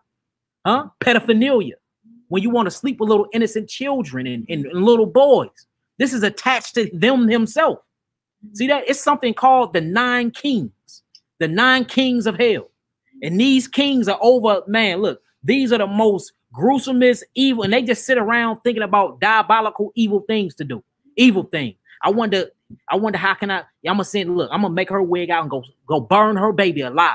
I'm gonna make her put her baby in the oven. And then you see a black Israelite sister on the headline, hair looking crazy. Then she looked like she possessed, and she done baked her baby alive. Look this stuff up. Look like who? Punky Brewster. She look. Do y'all realize this? Like, what type of entity that's in you that will make you burn your own child that you carried for 9 months and gave physical birth to? Burn that baby alive. This baby was 3 months old. What type of entity was that? That wasn't no Asmodeus. That wasn't no Asmodeus, y'all. That wasn't no Lilith. Them are top ranking demons right there. Hey, but the last verse I read, besides say, but if I was the finger of God. Yeah, but if I was the finger of God, cast out devils. Yeah, come unto you. When we out here casting out devils, that's the kingdom of the Most High, waging war against the kingdom of Satan. See that?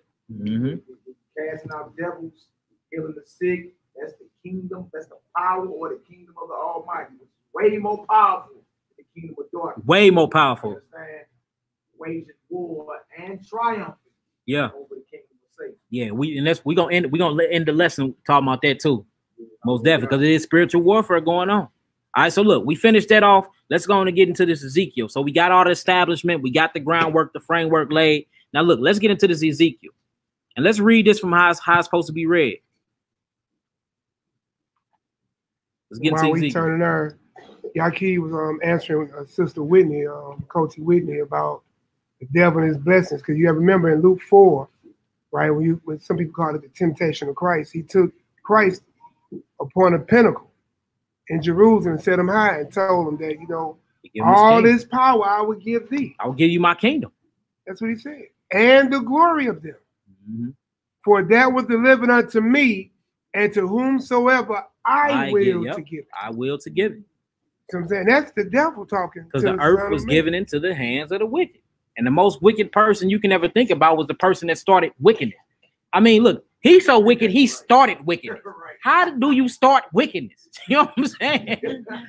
I'm just saying, how do you do? Like it said, he came up with this in his own heart. This deep. How do you do that? How do you do that? There is no sin that you can commit that ain't been committed by him. None. None. Now check this out. Let's get into this Ezekiel chapter 28. Now we finna see how spiritual warfare manifests civilly, and how it's behind kings and how it's behind certain queens, Great Britain. We finna see how this move, and then why our connections and why our brotherhood is so in shambles and happening like the way it is. All right, let's get it up. Start at verse 1? Yep, start at verse 1. And now look, y'all listen up and write this stuff down, because this is one of the deepest chapters I ever read in the Bible, period. I ain't gonna even lie. Like once I understood it, I was like, damn. Like that's crazy. Come on. So Ezekiel chapter 28, verse 1. The words of Yod-Heh-Wah-Heh came unto me, saying, Son of man, say unto the prince of Tyre. So we got Ezekiel, right, which was a priest and a prophet, right? Came on, the word of Yah came on him. Look, you need to go on to the prince of Tyrus, and look, you need to speak these words unto him. So now we got a prince, right? We're talking to a prince, an actual prince over Tyrus. Now, for those that don't know, Tyrus had the merchant ships. They was making all type of monies because they was close to the sea, right? So they became a great nation very, very quick until Nebuchadnezzar and them came and boy, tore that thing out the frame. All right, but look, he did came so that thing out the frame, boy. But why did this happen? Because he got prideful. So look, what the crazy part is, Ezekiel finna tell him, I know it ain't you, it's the demon on you. So the Most High said, you know what? After you address the physical prince, address the fallen angel king that's over him and speak that to the king too. So we finna see he's telling the same thing to the prince of Tyrus. He finna speak to the spiritual entity that's over Tyrus next. And once it come together, it's going to blow y'all mind. It's going to blow your mind. All right, let's get it. Verse 2, Son of man, saying to the prince of Tyre, thus said the Most High God of Elohim, because thine heart is lifted up. It automatically go right into pride. Notice that that's the first thing to any sin. In order to break any commandment, you have to have a sense of what first? Pride. You have to. You have to. Come on. And thou hast said, I am a God. I sit in the seat of God, in the midst of the sea. So now we know he ain't talking about something spiritual. He said, I am a God. Not only am I a God, I sit in the midst of God in the sea. Saying that, look, he had the biggest ships back then. If you look up the antiquity of them back then, the Phoenicians, well, they had major ships. They had big major ships. They was so dope at building ships that people would come from afar to get ships built by the Phoenicians. Not only this, they was into circumcision and everything, though. So you finna see how organized they was. But notice he's talking about a man. He's talking about merchant. He's talking about gold. He's talking about moving product and merchandise. But when he started addressing that king, this king is something not physical. It's a metaphysical king he's speaking to that's over the prince of Tyrus.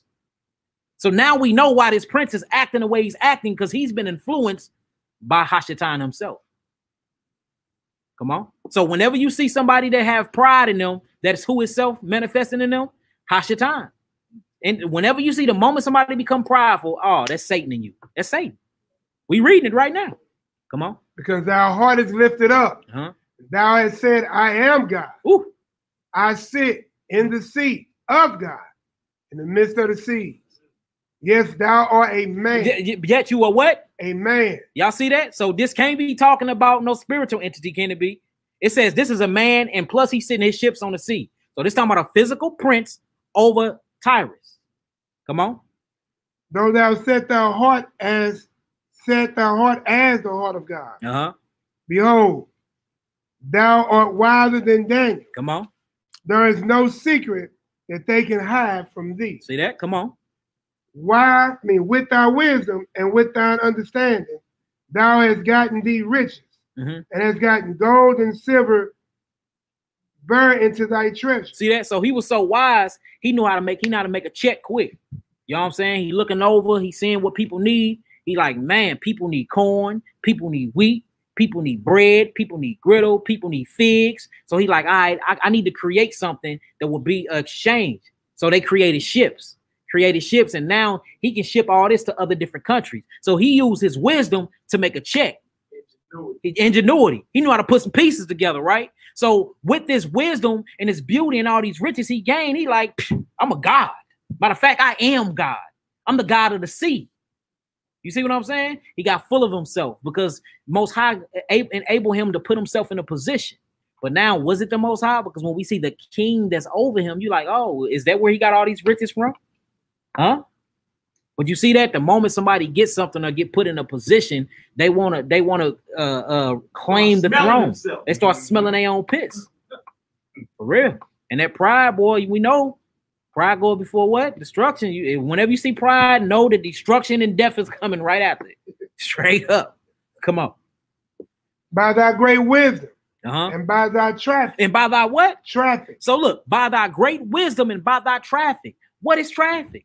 I'm gonna catch you in traffic. Hey, I'm trafficking. Or you sex trafficking. That means you what? By way of exchange. You in and out. You moving and grooving. You exchanging out here. Right? Popping. He popping. Yeah, he trafficking all types of merchant on the sea. This is the real D-boy of the Phoenician time. He got it cracking out here, making all types of looping money because he know the power of merchandise and exchange. And this got him big-headed. Now, when we look up the traffic, according to the king, let's look at what his trafficking was. Ooh-wee. Come on. As thou increase thy riches, and thy heart is lifted up because of thy riches. So his heart was lifted up because of his monetary gain. Right? Notice that word traffic, though. Traffic increased thy riches. Right? Now, when we start getting into the traffic of the king, which is this demon over this prince, his traffic is something totally different. And wait till we see what it is. It's mind-blowing. Come on, Hot. Therefore, thus said Yod-Heh Elohim, because thou hast set thine heart as the heart of Elohim. Come on. Behold, therefore I will bring strangers unto thee. Who came upon him? Nebuchadnezzar and them, and smashed them. Took all their gold and all types of stuff. And then Nebuchadnezzar did the same thing, got lifted up, and the Most High sent somebody to smash him. You see what I'm saying? And so on and so forth. So we got the cycles of the spiritual warfare and how it go. We see that Satan never wins. So why do we choose to rally and sign up with him? Soon as he come recruit, we sign up, and then we be down the next day apologizing. I was off, Ak. Forgive me, Ak. I was off, boo. I should have never did that. My bad, Queen. I shouldn't have spoke to you like that. It was just Satan. We quick to sign up, and we don't think about it or read the contract before we sign it. We don't even read the contract. They be having all types of clause in it. Huh? Yeah, you'll be you can reign for 7 years. You have all you want. All I want is at the end of your 7 years is your soul. We don't never get to the soul part. We get to the $1 million. We get to the bad women. We get to the vagina involved. Boy, we sign it off. You don't even know at the end of the 7 years is your soul is required. Like it says in Isaiah, right? It says there is no peace for the wicked. There is no peace for the wicked. So even these modern entertainers that sign up with Satan. Yeah. Like that old heathen Mick Jagger. Yeah, Mick Jagger. That heathen had about 20 hip replacements. Jumping around on stage. No, hold on, wait. Yeah, it's no rest, it's no peace. No peace for the wicked. What's up with? Let me look. How you said 7 years, that remind me of the Tupac song, Is It Rain or Just I Sold My Soul? Yeah, it's just, 7 years of pain. Yeah, 7 years of pain and soul. Yeah. Ima? Well, I just want to talk about that, what you just said about them selling their soul after a certain time so that they don't have any peace. Okay? Yeah. So actually, that's why most of them would rather commit suicide after a certain period, because that would free them from that cycle. Yeah, from that cycle, but they going immediately into torment. So yeah, no. Yeah, I got you, Ima. Yeah, they want to take the easy way out. No, you signed up with blood. You signed this with spiritual blood. Yeah. Yeah. Yeah. Uh-huh. Yeah. He don't play fair at all. He don't play fair at all. Your temporary gratification, it'll be over in about a nanosecond. Uh-huh. You regret it. Yeah. All right, come on, Doc. Let's get it. 6. Yep, 6. Therefore, thus said the Lord God, because thou hast set thy heart as the heart of God. Behold, therefore I will bring strangers unto thee, the terrible of the nations. You see how they came through and laid them down, the Phoenicians down, man? It's something crazy. Come on. And they shall draw their swords against the beauty of thy wit. You see that? He outwitted him. Because remember, the prince of Tyrus was actually smart. He was smart in merchandising and selling in exchange. He wasn't smart at war. And he lost. Boy, when I tell you he lost that war, he lost. You see that? So the swords came against him, and his beauty and his wisdom, his pride can do nothing against that. You see that? And that's why you can't be prideful over something, because somebody will get you in another area. You too busy focused on being beautiful and being rich, and you ain't even got no trained servants. You ain't got no trained soldiers. Huh? You got all these riches and gold, and they ain't got nobody to protect it. So what they do? Oh, they got wind of it. Let's go get that. Let's go take that. All because you've been prideful. And they let you know that the Most High will sit you down. The moment you start doing that is the moment he sends somebody to take it from you. And he'll send something evil to take it from you too. You know what I'm saying? Don't get it twisted. Like, look, Yahweh created all things. Yahweh created all things. And evil spirits he used too. He used evil spirits as well. It's all throughout scriptures where we see that. Where he'll place an evil spirit on you. Where he'll harden your heart. And give you over to your own demons. Come on. And they shall defile the brightness. They shall bring thee down to the pit. Thou shalt die the depths, plural, of them that are slain in the midst of the sea. Come on. Wilt thou yet say before him that slayeth thee, I am God? You see that? He say, look, once these heathens come in and whoop that butt, I bet you ain't gonna say then, I am God.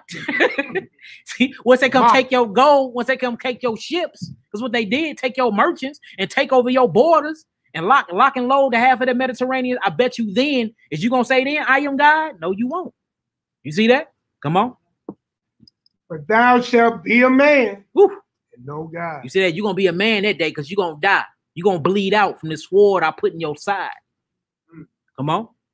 In the hand of him that slayeth thee. Woo. Boy, come on. Let's go. You get a word like that. But hey, look, do you realize after he got the word, it happened? It happened. I mean, I wonder did he try to run. It happened. I'm just saying, look, right after the prophet sent him that word, it happened. You'll start seeing, not even 50 years later, you'll see Nebuchadnezzar and them coming up in there. So I'm saying, look, if anybody tell you that the Bible don't deal with history, they just need to start learning the names of these people and matching them up with your history books. The names just changed a little bit. That's all. But look, hey, this straight history, proven history. Proven history. Come on. Thou shalt die the depths of the uncircumcised. See that? Not only, look, not only is you gonna die because of your pride, not only is your wisdom ain't gonna have nothing that can't save you. Now remember, they practice circumcision. They actually even call their God Yahweh. Once you get into the antiquity, but they didn't serve him right. Now look, check this out. He say not only that, you're gonna die by uncircumcision, a heathen. That was some of the worst of the worst. You got killed by a heathen. You got killed by somebody that ain't even circumcised. Oh man, boy, that means you got killed by a punk, huh? You let them little niggas run up on you and jack you. That's how that is. Yeah. I got jumped by some little niggas, cuz. Come on. That's funny, boy. Yeah, get. Hey, funny, man. That's how I went to prison, boy. Hey, I got on the high speed. I hopped out that Cutlass, boy. I tried to run. Boy, she caught up with me. She caught up with. She had running shoes on. Man, she hit me with a Bruce Lee move. I was 2 seconds. I was on the ground. She had her foot in my chest. She said, "Yeah, I put on my nigga catcher shoes today." Man, hey, she used it on me. I tried to swing at her, man. I looked up. My back was on the ground. Yeah, I was gonna win. Yeah, he let a heathen police cop send me to prison, boy. Hey, but look, I was in the middle of my wickedness, fighting for the wrong team. What's up, brother?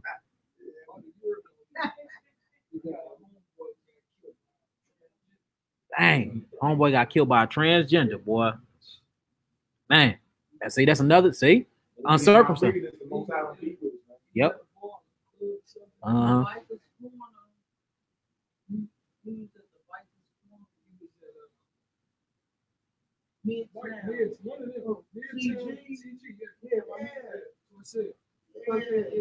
y'all know. Hey, but hey, boy. Yeah, I'm glad y'all are the truth. But hey, look, but you see, when you fighting on that wrong side, your time run out. Then he'll use some of the weakest, evilest, pettiest things to get you gone, man. To get you gone. All right, come on, let's get it. Let's get through this, y'all. Verse 10. Thou shalt die the deaths of the uncircumcised by the hand of strangers. Woo. I have spoken it. Meaning, look, this finna happen. Whenever he spoke it, it's coming to pass. So look, you would notice when we was reading this, he never told him to change. He never gave him he never told him to change his ways. It was because thou, this is what's finna happen. So that means pride, if it go too long, it becomes unforgivable. Y'all see that? Pride, if it goes too long, it becomes unforgivable. Notice he ain't plead with him. He ain't give him no case to repent or nothing. He said, because you have did this, because you have did this, because you have did that, this is what's going to happen, and this is what's going to happen. And then look, it just said, for I have spoken, said Yahweh Eloheka. See that? Ooh-wee. All right, come on. Moreover, the words of Yod-Heh-Wah-Heh came unto me saying. Now look, here go the important part, y'all. Now it's a switch. So first he talked to the prince, right? Which was this physical man. Now we finna see him talking to the entity that was over this physical man. Let's get into the property. Let's get it. Son of man, take up lamentation upon the king of Tyre. Now he's talking to the king of Tyre, right? First he was talking to the prince. Now he's speaking to the king. But when he was talking to the prince, he said that you was a man. You sat in the boat in the sea. Now the man he's speaking about is not a man at all. It said he finna tell him you was in the garden. You was in the garden of God. Huh? You was an anointed cherub. Huh? You had the 12 stones on your breastplate. You was a covering angel. What did he cover? His wings covered God. Isaiah 6:2. So he can't be talking about no man. So now we see the physical evil, the metaphysical evil entity that was actually influencing the prince that got killed. He was influencing the physical realm. So now we see that spiritual warfare can become civil. We seeing it right now. Come on. Son of man, take up a lamentation upon the king of Tyre, and say unto him, thus said the master Yod-Heh-Wah-Heh, thou sealest up the sum. Now look, notice it's a different now. Thou sealest up the sum. This how great this dude is. Whoever he talking about, it's gonna tell you he talking about. We're gonna come to the understanding who it is. But they're like, look, you sealest up the sum. Come on. Full of wisdom. You full of wisdom. Come on. And perfect in beauty. And not only is you full of wisdom, you perfect in beauty.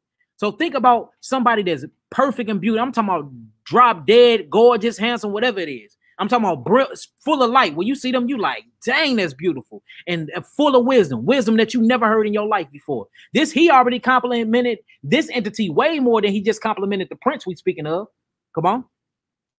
Thou hast been in Eden, the garden of Elohim. This can't be talking about somebody that was, I'm talking about literally 4,000 years before them. So this man lived 4,000 years and more? No. So we know he's not talking about a physical king, because it says this king has been in the garden of Eden. And not only that, he sealed up the sum. He's full of wisdom and perfect in beauty. So he's talking about an angel, y'all. And he's going to explain who this angel is. And now we see that these angels actually can control your life if you let them. And they can get you killed because they got the prince of Tyrus killed, didn't he? Got him slayed, his gold took him. He died by the sword of an uncircumcised heathen because he let this entity, this fallen angel, control him. And at first, the first characteristics that came from the angel to him by DNA, y'all, because they bind and lock to your DNA. I want to speak about that. Bind and lock to your DNA. That's how these demons get on. You can't get them off because it becomes part of your RNA, your ribose nucleic acid. This is up in you now. You producing these cells that are you producing evil cells, and then you wonder why you got evil children because these same cells replicate into them. Now you got an evil generation all the way down into the third and what? Fourth generation. Generational curses by way of blood and DNA. Yeah. This stuff is real. Look, this stuff is real as it gets, man. If it ain't real, it is real. Huh? You make a lot of verbal agreements. Yeah. Yeah, you do. About what you speak, what you think. Yeah. Yeah. A lot of things you speak, you bring it, you open the doorway to your mind, they come to reside right up in you. Yeah. You feel me? Yeah. I'm depressed. Yeah. The Bible says that's the spirit of heaven. Look, we might well talk about that now. Come say this in the mic real quick. Because they telling me to talk about it. We might well talk about it. I headed towards the end, but we might well talk about it. No, what I'm saying is we make a lot of agreements, contracts with the adversary by the things we speak. Yeah. You feel me? Like a person that claims to be depressed or stressed out, they say it. Yeah. You feel me? I'm stressed. I'm depressed. You say it and you believe it. Yeah. You feel me? Then the adversary come take up residence. Yeah. Scripture actually call that spirit the spirit of heaven. Yeah. Spirit of heaven. Spirit of heaven. And anxiety. And you notice you're quick to speak these type of forces into your life, but you never say, I'm joyful. Yeah, I'm happy. I'm righteous. I am, you don't speak the most highest kingdom into your life. You speak Satan's kingdom into your life. Mm-hmm. I's ugly. I's no good. I'm tired. You feel me? I'm depressed. There's an article floating around Facebook. 15 signs to know that you were stressed out. Mm-hmm. And everybody's sharing it. Like, oh, this is so deep. And all that. And for homeboy, he was sharing it. Like, this is me on every level. I'm like, boy, stop making all these contracts and binding agreements with the adversary. You just binding your soul to depression. You feel me? And you actually, when you do that, what you do is open the doorway to your mind. You understand? He come right on in with his kingdom and take residence. And then look, it manifests into your DNA. So look, how DNA work is like this, right? So a thought form is actually electrical. Y'all can look this up. It's called the environmental situation of a cellular structure, right? Meaning your cells are actually duplicated and created by the environment you put them in. Well, the first environment that you are in is the environment of your mindset. So this is scientifically proven. A female that thinks she's pregnant can actually grow a belly, have it for 9 months, and when they give birth, nothing comes out. Because they thought process have literally replicated and birthed their cells, and their body believe and convince itself it's pregnant, right? We have people that's been fully healed just by praying and believing the prayer work. People fully healed just by speaking healing on their own life, showing you whatever you speak about actually manifests into the mitochondria of your DNA. So you have something called DNA, which is deoxyribose nucleic acid. Deoxy meaning it don't have an oxygen component to it, right? It's an acid. It's just a sugar string without a protein. Then you have something called ribose nucleic acid. This has oxygen and a sugar component to it. This oxygen is what we call the ruach. Ain't this what breath is? The ruach? You're living and breathing the neshama, the nefesh. Well, this ruach is what makes the nefesh, your soul. So this breath or these things you speak comes in you, and this is what creates your reality. Like when you lay down and have a baby, you have to have a conversation with a woman before y'all lay down. Then when y'all lay down, y'all make love. Next thing you know, 9 months later, boom, she have a whole baby. Showing you conversation creates life. Technically, conversation creates life. So this shows you that what you speak and what you think are straight entities that you don't even know exist. They actually have these sonograms where they can prove that your thoughts are not even in your head. Look up Bruce Lipton, who we talk about all the time. They would test your thought, the electrical magnetic frequency. Your thoughts be outside of your head. It can go up to 4 feet outside your head before you can even speak it in your mouth. Before you think about it physically and start acting on it, it don't even be in your brain yet. Where is these things coming from? Huh? Jedediah, right? Hebrew right here. His book he pulled out called Post-Traumatic Slave Syndrome, America's Legacy of Enduring Injury and Healing by Dr. Joy DeGray. Right now, just real quick, very small. Now you can't make this type of stuff up. All right, so this page 8 and top of page 9. It says, so what is trauma? Question. Trauma is an injury caused by an outside, usually violent force, event, or experience. Oof. We can experience this injury physically, emotionally, psychologically, and or spiritually. Oof. Traumas can upset our equilibrium and well-being. If a trauma is severe enough, it can distort our attitudes and beliefs. Ooh. Such distortions often result in dysfunctional behaviors, which can in turn produce unwanted consequences. Since even one traumatic experience can result in distorted attitudes, dysfunctional behaviors, and unwanted consequences. Ooh. This pattern is magnified exponentially when a person repeatedly experiences severe trauma, and it is much worse when the traumas are caused by human beings. Recent research in the field of epigenetics. Ooh, epigenetics. What? Epigenetics. That means beyond the genome code. Yeah. Epi means beyond the physical. Epigenetics. Come on. Recent research in the field of epigenetics has revealed that trauma can actually impact an individual's DNA and the manifestation of the traumas experienced by prior generations. You see that? Look, epigenetics. So trauma can affect your DNA, something outside of your body that you experience emotionally. Emotions, it means energy and emotions, can physically destroy and connect with your DNA. I've never in my life heard of that book nor read that book. I just learned this off my own research in healing people, that the DNA can actually be influenced by the environment it's in and things that come out your mouth and things you experience. That's why I be talking about cultural consciousness a lot, because consciousness actually molds and shapes your DNA. Look, this is a whole book vouching for what I'm talking about. I need to get that book. It's just the introduction. That's the introduction. That's crazy. It says, recent research in the field of epigenetics has revealed that trauma can actually impact an individual's DNA, and the manifestation of the traumas experienced by prior generations can be passed along genetically to future offspring. What? The enslavement experience was one of continual violent attacks on body, mind, and spirit. Men, women, and children were traumatized throughout their lives. And the violent attacks during slavery persisted long after emancipation. In the face of these injuries, those traumatized adapted their attitudes and behaviors in order to simply survive. Man, I need to rap with her. I need to talk to her before my seminar. I got to rap with her. Sure about this. And these adaptations continue to manifest today. Post-traumatic slave syndrome examines these adaptations with an eye toward identifying today those that limit us and those that make us stronger.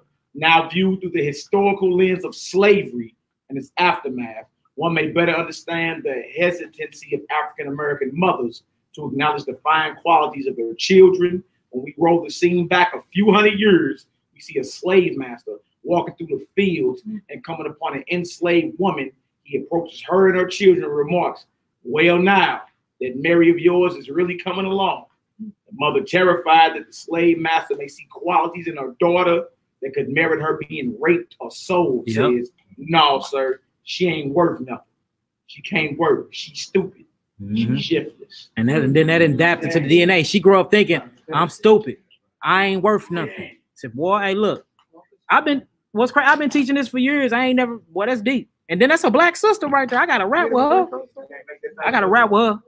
Look, I ain't even the bruh. I ain't even. Yeah, you got to make the introduction, bro. I need to talk to her ASAP. I'm calling her when I get done with class. I dealt with her before. She's a professor and a psychologist. If you type in her name, she's on YouTube. Yeah, see. And I'm talking about, she's very active. Man, her need to share some I got some documents she need to read. I sent out the text. Dr. Joy DeGray. Yes, ma'am. That's deep. I love that, boy. See, look. Now y'all know I just don't be talking out the side of my. But look, now y'all know I don't be talking out the side of my neck, though. What y'all keep saying about how what you go through actually influences and shapes your DNA. Yep, all praise. All right, let's get it. Back to Ezekiel. Back to Ezekiel 13, y'all. Let's get it. Ezekiel 28, verse 13. All right, let's get it. All right. Thou hast been in the garden of Elohim. Every precious stone was thy cover. Come on.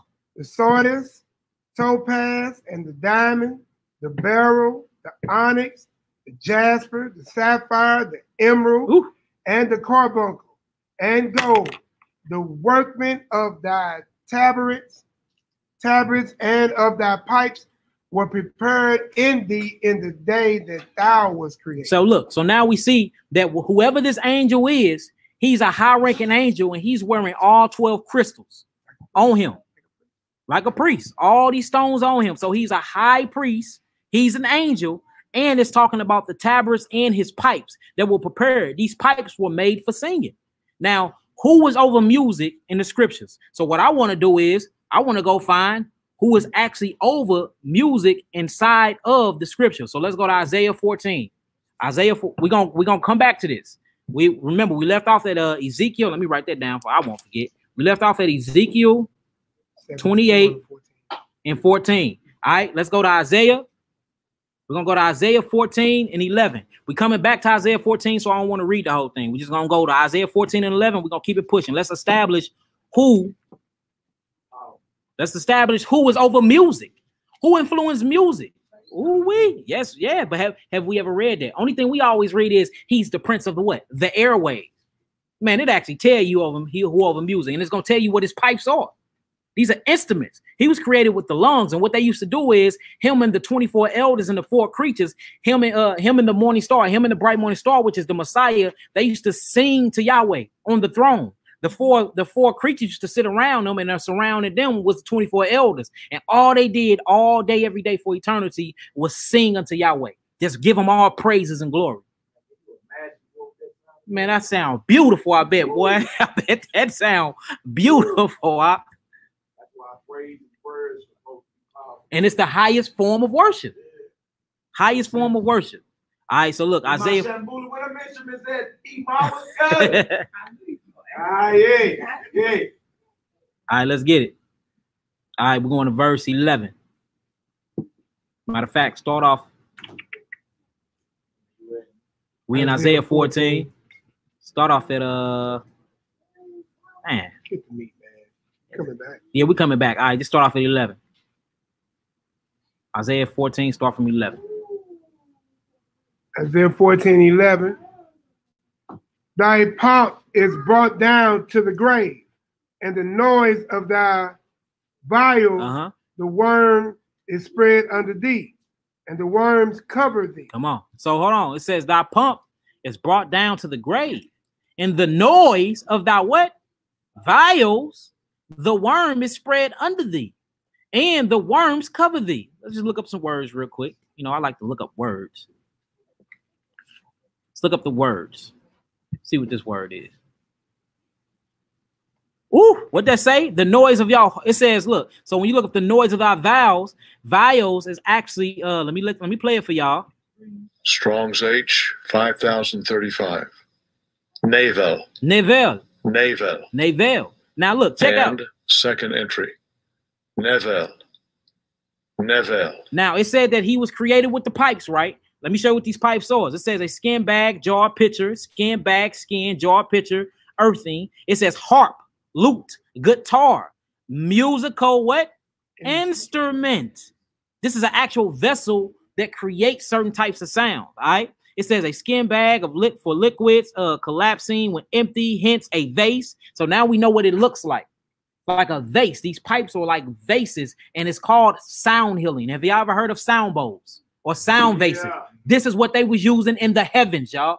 But look, they tell you crystal sound bowls are evil now. Well, we see Hashatan using these when he was a high-ranking archangel. Liquids. It says a vase, similar to the shape when full. Also a lyre. It says as having a body of a like form. So look, now we see him having a body of this form. So he was the actual instrument. He didn't have an instrument. It usually showed him playing the harp or something. No, he was the harp. He was created with these things inside of him, meaning Satan was one of the best musicians / singers there is known to existence, which hence is why he's over what? Music, the airwaves. Make sense. And why all the music is satanically influenced. All right. Yep.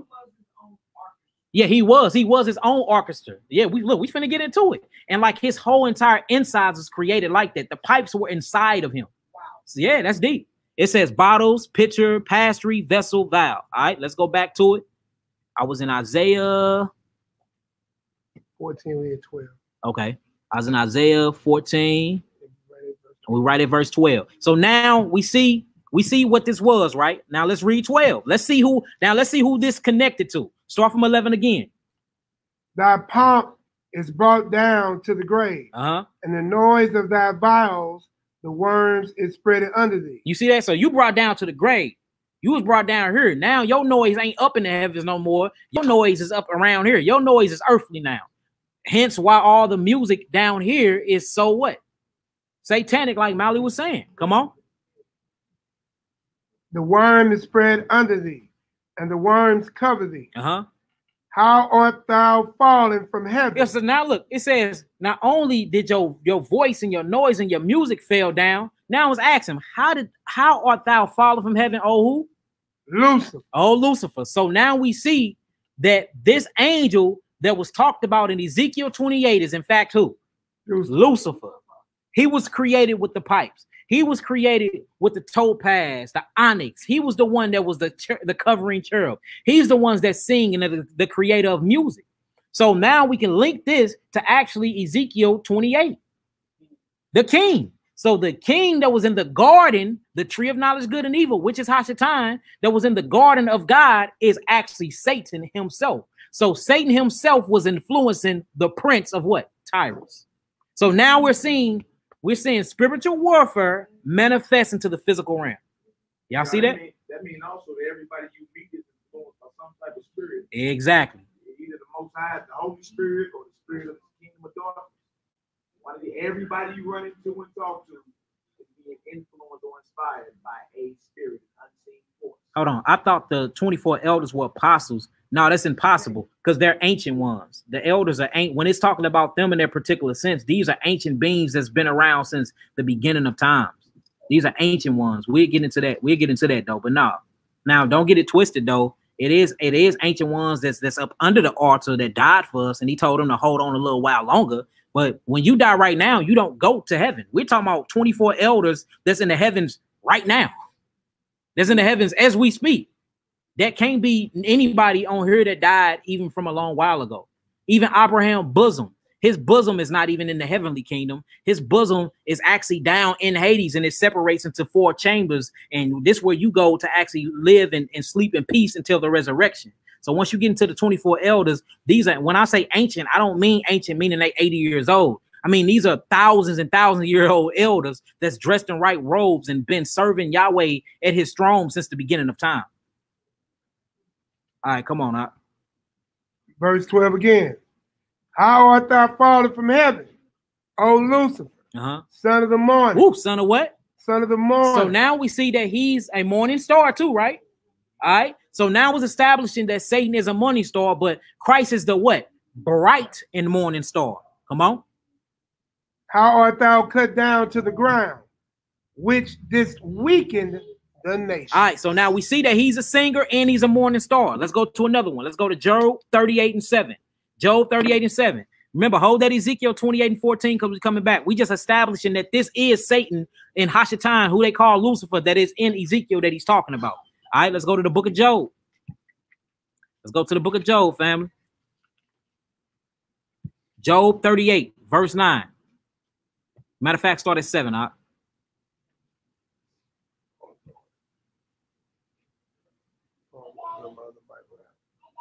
Job 38. Start at verse 7. 38. Start at 5. All right, let's get it. Yeah, Job 38, verse 5. Now we see that this is in fact Lucifer Hashatan. We see that he was the singer, the creator of music, and we see that he was called what? The morning star. He is the morning star. Christ is called the bright morning star. Now check this out, y'all. Let's get it. Start at verse 5. Job 38:5. Who has laid the measures thereof, if thou knowest, or who has stretched the line upon it? Come on. Whereupon are the foundations thereof fast? Who laid the cornerstone thereof? Come on. When the morning stars. When the who? Morning stars. Sang together. So where were you? Is you telling me you was there when Christ and Lucifer, or Christ who is now Hashatan, sang together, covering God and his throne? This is what Job taught. This is in the book of Job. It says, "What was you when the morning stars sang together?"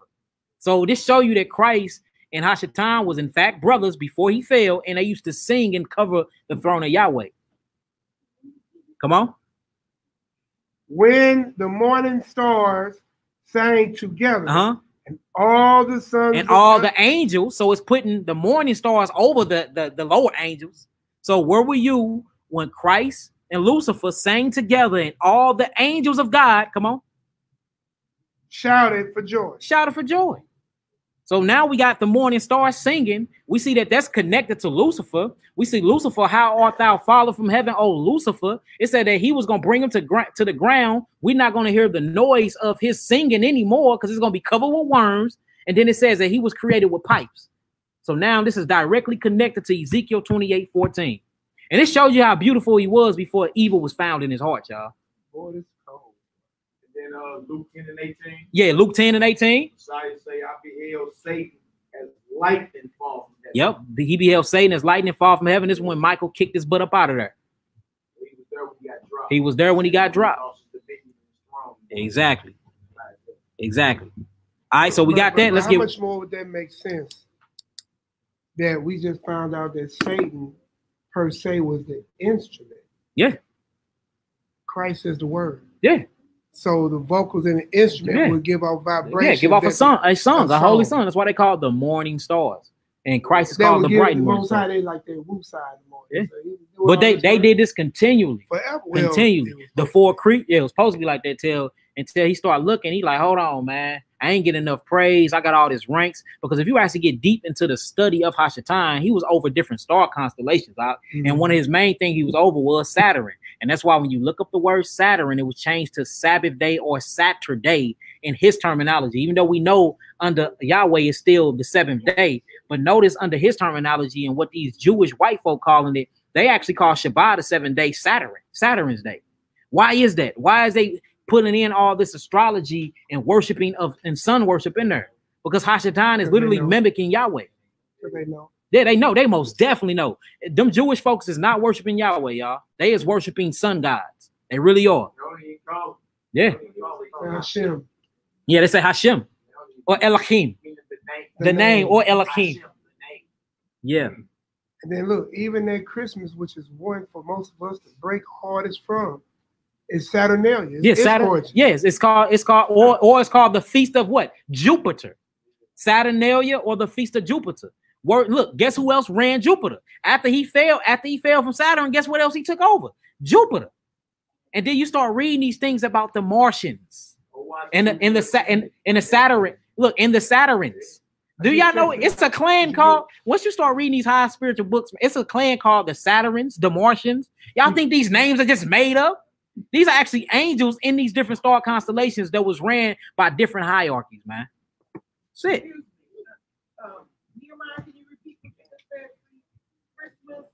Saturnalia or the Feast of Jupiter. Or the Feast of Jupiter. We got an elder gonna be down here September the 14th. That's a Shabbat day. Your brother is about 75 years old. Messianic Israelite 45 years. We'll have guest speaking up here. We'll be talking about the war in heaven. He talking about all of that. The war in heaven and everything. You know what I'm saying? You can promote it on Facebook. Nehemiah be sending it out. September the 14th, which is Shabbat.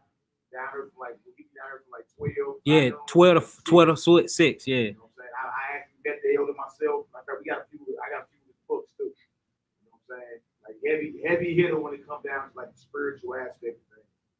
You know what I'm saying? But total believe in the Messiah. Israelite for like 45 plus years.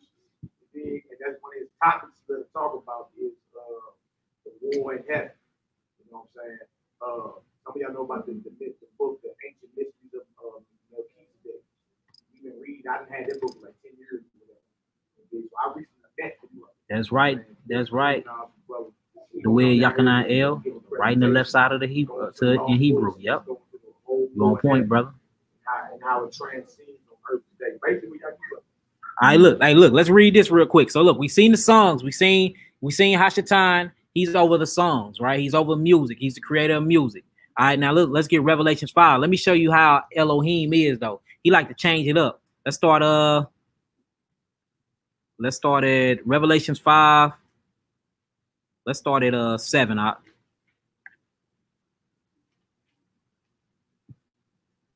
Revelation chapter 5, verse 7.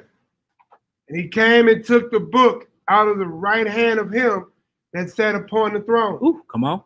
And when he had taken the book, the 4 beasts and 24 elders fell down before the Lamb, having every one of them heart. Having what? Heart. And golden vials. Full of odors. Which are the prayers of the saints. You see that? So look, this is what they did on a daily though. But so these 24 elders, they had day harps. Everybody talking about Satan had a harp. No, Satan was a made harp. It was inside of him, inside his vocals. He was a created instrument. Beautiful, splendid and light. You know what I'm saying? Bling on him. It said, look, if you read in the Bible, it said that he looked it so beautiful and tasty that Eve desired to have him. She couldn't help it. She had to touch him and eat of that fruit. That's how gorgeous he is. Looked at that tree and like, dang, I need to eat from that. Lusting. I got looked over. and the both sisters, they did the same thing. They both did the same thing. They ain't even looking at each other. They both did the same thing.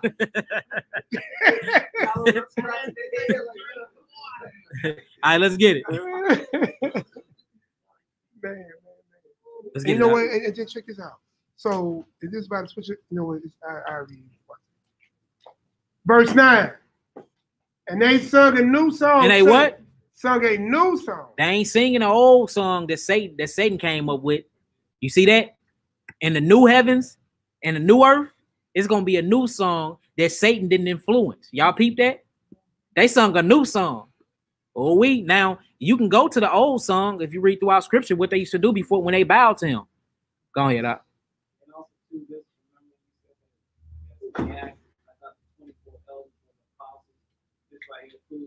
Yeah, they've been in heaven. Yeah, this right here proves that the 24 elders been in the heavens too, y'all, along with the 4 creatures. You know what I'm saying? First song. Yeah, with the first song, because now it's a new song coming. It's a new song coming that's gonna be without Hashatan. Because remember, Hashatan was influenced. He was the songwriter. He was a songwriter in the heavens. What it was. All right, come on. And they sung a new song saying, "Thou art worthy to take the book and to open the seals thereof, for thou wast slain and hast redeemed us to Elohim by thy blood out of every kindred and tongue and people and nation." Let's do one more. We can start there right there. One more. Just go over to the 14th chapter and verse 3, and then we're going to get back to the lesson, y'all. Chapter 14 and verse 3. Revelations 14 and 3. All right, let's get Revelations 14, verse 3. And they sung as it were a new song before the throne and before the 4 beasts and the elders. And no man could learn that song but the 144,000. Now, this is a cut. This is how you know for a fact that the 24 elders had to been angelical beings. Because can't no man even learn the song unless you was a part of the 144,000. And the 144,000 had transluted bodies because they had to go to war. You know what I'm saying? These are ones he come grab from Mount Zion like, it's kind of, you know what I'm saying? So this is another one right here. But notice this new song ain't got nothing to do with the old song that Satan influenced. So look, I see why he's destroying the heavens and the new earth. He's literally wiping out the memory of this dude. He wiping out the memory of him. Everything about this dude. So we got to make sure we don't got him in our hearts at all, because you're going to get wiped out too. Straight up. Come on. Which were redeemed from the earth. All right, we can stop there right there. Let's get back to the lesson. We was in Ezekiel 28:14. We're going to finish out this chapter. And we got to do a part 2 because I ain't even hit half of this. And if y'all get some understanding, on this lesson so far, type in some 9s. And do y'all get it so far? Everybody in the crowd? All praise. All right, all praise. Hallelujah. All right, let's get it. And bro, what I was talking about is, you trip how the Most High even code with the new song situation, right? So being that, you know, Satan was an actual instrument, right? And he kicked them out.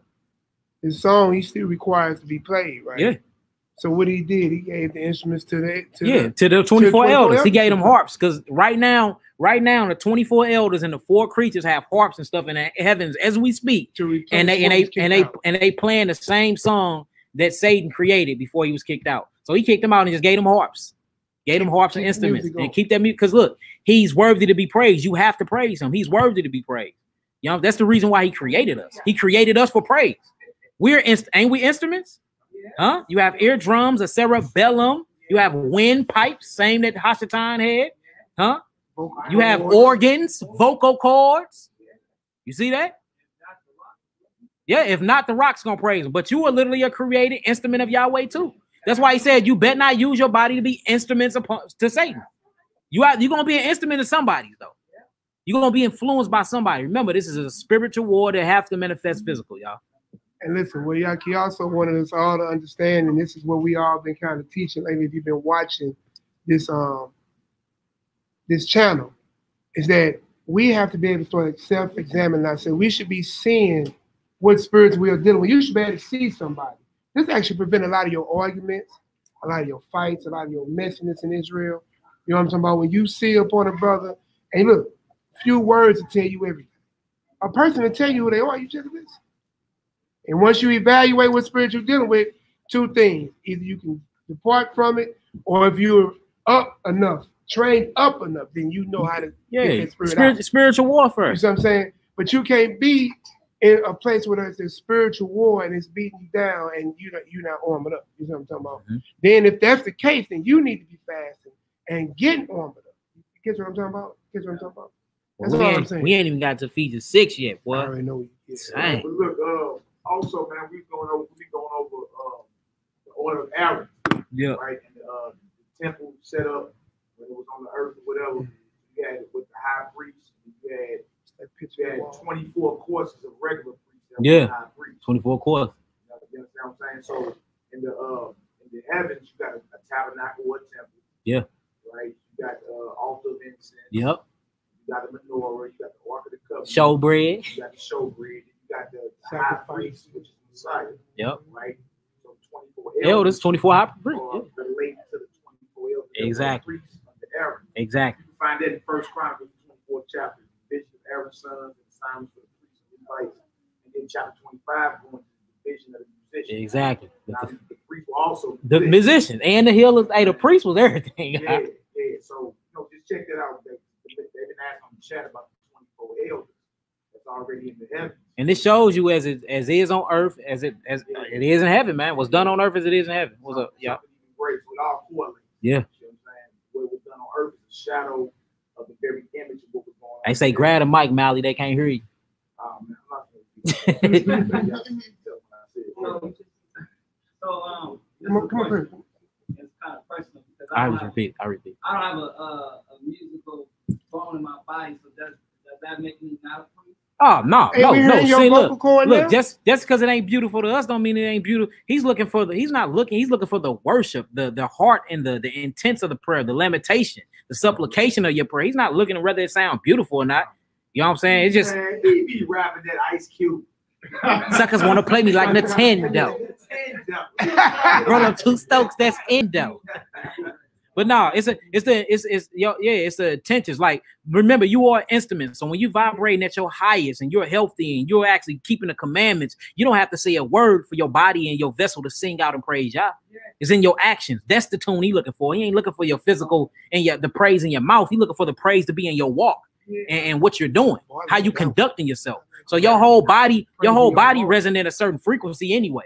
Your whole body do. You have a frequency on your body right now. You can go to a doctor and they can check your aura and see whether you red, blue, any different colors of the rainbow right now to see what frequency you are vibrating off. It's all about good vibes, brother. Yeah.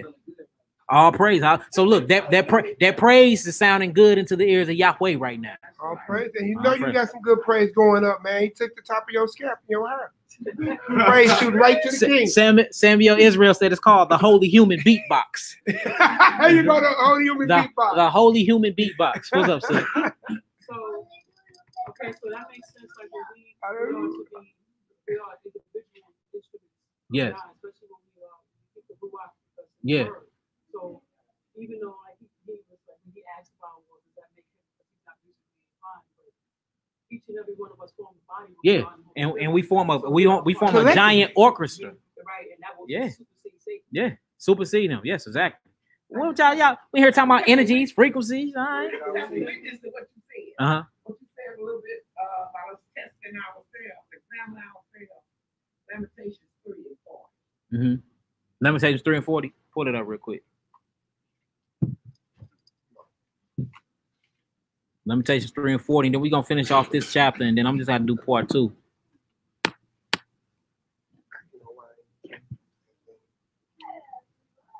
What you saying, Lamentations, Mama? 3 and 40. And if y'all get some understanding on this chat, type in some 9s for me.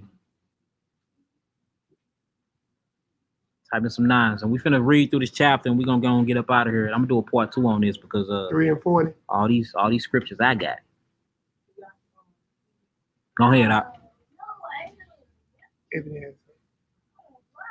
Go ahead, read. Lamentations 3 and 40.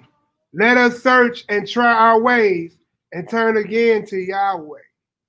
Yeah, all praise. Yeah, let us search, try. Yeah, turn again to Yahweh. All praise. That's all of it. Oh, okay. All right, look, let's get back to this. Come on, let's get back to it. We in Ezekiel 28, 14. All right, let's finish this up, y'all. Let's finish this part 1 up. Ezekiel chapter 28, verse 14. Thou art an anointed cherub. You see that now? Look, he said he's an anointed cherub. Come on. That covereth. That covers. Well, what do we cover? He covereth the arms of God. Come on. And I have set thee so. Mm-hmm. Thou was upon the holy mountain of Elohim. So now we know that this was Lucifer, which is Hashatan. We see that he's a singer. We see that he's a morning star that sang with Christ, right? And they shouted with joy. We see that he was beautiful. We see that he was perfect. We see that he was full of wisdom. We see that he had all 12 stones on his breastplate. So we see he's talking about him. Right now we see that he's anointed. Anointed. Y'all know what anointed means? Mashiach. He was an anointed cherubim, meaning that he didn't pick his own leisure. He was anointed by Yahweh. Cherub. It said we in Ezekiel 28, 14. All right, come on with it. And I have set thee so. Thou was upon the holy mountain of Elohim. Thou hast walked up and down in the midst of the stones of fire. So walking up and down the midst of the stones of fire. Now, if you look at any type of space conveyance and all of that, stones of fire, all these different planets that they speaking about, they know of, where they haven't been, but they can see a few of them. Once they pass the dome, they look like stones of fire. If you get into the book, the second book of Canuk, which is Enoch, and you see when the angels was created, he created them out of fire and stone. So when it says he walked amongst the stones of fire, that means he walked amongst the angels and the different planetary systems, which he did. Come on. Thou was perfect in the ways from the day that thou was created till iniquity was found in thee. You see that? So he was perfect until sin was found in him. Now it's going to get deep. Now check this out, y'all. Peep this. Come on. By the multitude of thy merchandise, they have filled the midst of thee with violence. You see that? So by the multitude of your merchandise, it says they have filled the midst of thee with violence. What is the multitude of his merchandise? So we see that the prince merchandise was his gold, his money, and his ships, right? Now we talk about an entity that don't have gold, money, and ships because he's not a physical entity. So let's read what it is. Come on. And thou hast sinned. Therefore I will cast thee as profane out of the mountain of Elohim. And I will destroy thee, O covering cherub, from the midst of the stones of fire. See that? That's why he don't run the different planetary systems anymore. And that's what our elder Nabi gonna talk about when he come here. Come on. Thine heart was lifted up because of thy beauty. You see that? You got full of yourself because you were splendid. You was full of glory. Come on. Thou hast corrupted thy wisdom by reason of thy brightness. You see that? You corrupted wisdom. You didn't fall from your wisdom. You changed your wisdom. Instead of using wisdom to gain people and to get the angels to receive, to praise Yahweh more, you have corrupted that and had them start praising you. Because remember, he was already over certain angels, right? Come on. Thine heart was lifted up because of thy beauty. Come on. Thou hast corrupted the wisdom by the reason of thy brightness. I will cast thee to the ground. I will lay thee before kings, and they may behold thee. Now check this out. Come on. Thou hast defiled thy sanctuary. You see that? He defiled the sanctuaries. Now, it was sanctuaries in the kingdom of Yahweh, right? Mali was just talking about the sanctuary, the temple up there, the showbread. He was talking about the offerings when we pray. The 24 elders that's doing the initiation, and Christ is the high priest over that tabernacle that's in the heaven. It says that very tabernacle that's in the heaven, Satan defiled the tabernacle. Just like how they defiled the tabernacle in the sanctuary here during the Maccabean period, when they came and put swine's flesh all up on our altar. Right. Satan did this in the heavens, y'all. He had to get kicked out. This Negro defiled the temple in heaven. Who doing stuff like that? Come on. He had to go out. Read that again. Thou hast defiled thy sanctuaries by the multitude of thy iniquity. Come on. By the iniquity of thy traffic. Stop. Now remember that traffic we talked about. Now we seeing his traffic. So his whole sin was pride in his traffic. What is his traffic? Let's look up the word, y'all. This is deep. Let's look up the word. What is his traffic? What is we talking about here? Let's look up this word. Check this out. The iniquities of his traffic. Here go the word right here. Strong's H 7404. Rachala. Rachala. All right, so you got Rachala, you got Raquel, and you got Raki, and you got Rakal. Then you got another Raquel that's called Rachel. We're not talking about this one. And the one that's after Rachel is called the ewe, or the sheep. And it's talking about one who goes on a good journey. It's a journeyer. This Raquel is talking about something that does another different type of thing. Let's look it up, and we're gonna look up the root words to this stuff. Now, this is what I'm saying. It's good to get you an actual lexicon, right? It's good. Get y'all one, because it be sometimes the Strong's Concordance be a little bit different from the lexicon. It explain it more in the lexicon. Now check this out. Let's look it up. This is what it say when you look this deal up. All right, now look. It's a resh, a kof, a lamed, and a hay. All right, now look. It says merchandise, traffic, trade. What is he trading? What is he in the heaven trading? This is talking about Satan, so we know he's not talking about physical gain. So what is he trading? What did he trade in the heavens? It says a feminine passive principle of H7402. Trade as in peddle merchandise. Now look, let's look this word up. This word is Rakal. Strong's H7402. Rachel. Rachel. All right. Now we see the root word Raquel. Now look, all of these are in the 700s, 740, right? Now let's look at this one. It says to go about, meaning dubious, trafficker, trade. It says a primitive root, to travel or trading. Now, remember when he asked him, whence comest thou? He said, what? To and forth in the earth, going up and down. So we know that Hashatan is a traveler, right? So what is he traveling around doing? So this is what I did. When you look into the lexicon and you start reading everything for 700, all of it's going to be Raquel. Guess what popped up, y'all? Now, look, we see it's Raquel, Resh, Kof, Lamed, right? All you have to do is type in tail bearer. Watch this. Look, Leviticus 19:16. Let's look up this word tailbearer. Guess what word it's going to be? 19:16. It says, thou shalt not go up and down. Because he asked, where you been? He said, what? To and fro, up and down in the earth, right? It says, thou shalt not go up and down as a talebearer among thy people. Neither shalt thou stand against the blood of thy neighbor. I am Yahweh. Now look, let's look up this word. When you look up the word talebearer in this sense, what that deal say, y'all? Strong's H 7400. Rachel. Rachel. Rachel. Spelled the same way when you look it up. Now look, check this out. Let's look it up. This deal comes from the root word, which what we just came from, which is H7402, and it says a scandal monger, as a traveler about to go up and down. It says a talebearer, Raquel, a slanderer, slander, talebearer, informer. It says a scandal monger. It says as traveling about. It says carrying tales, a talebearer. That's what he is. Now, when you look up this root word, It goes right back to the word we just came from, Raquel. So when it's talking about him inside of Ezekiel, when we go back to Ezekiel, we see what the sin of his trafficking was. The iniquity of his trafficking was what?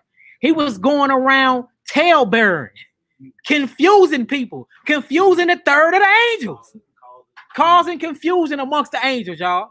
Now look, so this is directly connected to the first sin that happened ever in existence, which was pride. The first thing that's connected to that is what? Tail bearing, going up and down and to and fro, committing confusion amongst God's holy angels. We got brothers mumble mouthing. We got brothers doing that right now, and sisters that's in the Knesset, that's in the body of Christ. Then this is the first sin that Satan committed ever. This is the first sin ever committed. So that's why he talk about being a tail bearer so much, because you're literally taking on the characteristics of Hashatan. So this is how he manifested to people physically. If you see a tail bearer, that's Satan himself. Y'all see that? And it says he hate that. So look now, yeah, he hate that. So now we have to. So look, y'all see what pride and how tail bearing to get you. If y'all got that right quick, if anybody figured that out and y'all understood what we just went through, type some nines on the board. Did y'all get that though? Ain't that deep? That makes sense why the Most High hates it.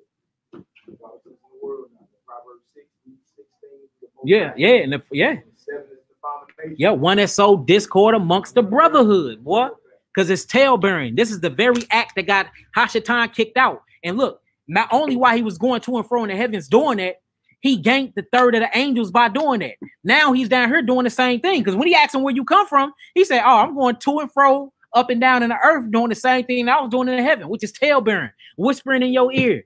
No, you can keep Christmas. That was cold. No, you can look at her butt, even though she married. Go on, sleep with her. No, you can steal. Huh? It's everybody. Go buy that prostitute. Go buy that prostitute. No, you can beat on your wife. Choke her out, please. Huh? Tail bearing in your ear, and then you being influenced by these things, and you committing these devilish acts, and it's the first sin he committed. This is directly, look, tail bearing and pride is the same thing, because you know it's wrong when you do it. You see that? This is the sin that got him kicked out of the heavens, because you're going around and you gaining brothers into your iniquity, and you gaining brothers into your demonic plans. And that's exactly what Shaitan did, and that's why when he got kicked out and that war kicked off, that's why you hear Michael and his archangels fought, and Satan and his angels fought. He ganked his angels do the what? Tail bearing. So that's why we can't stand against it. So it defiled the sanctuary in the heavens. Yep. And they had to cleanse the sanctuary. And they had to go. So as soon as that happened amongst us, you defiling the sanctuary. You gotta go. You defiling the sanctuary. You got to get up out of here. You tail bearing. You can't come here no more.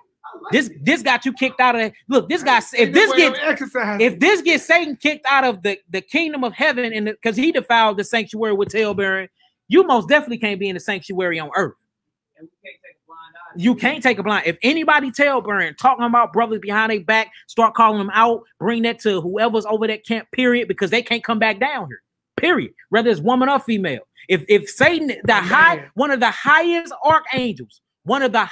archangels in the heavens, other than Christ, got kicked out of the heavens due to tail bearing and pride. He got kicked out of heavens because he defiled the sanctuary by tail bearing. You sure can't do that here. It's impossible. Now we're trying to build the very thing here that we trying to achieve, to be that church without spot or wrinkle. Yeah. And listen, it's not about numbers. We don't need 30,000 members that ain't on this thing, and it's true. Yeah. I'd rather have the members that I see that bang this thing all the way out. Yeah. We fellowship good.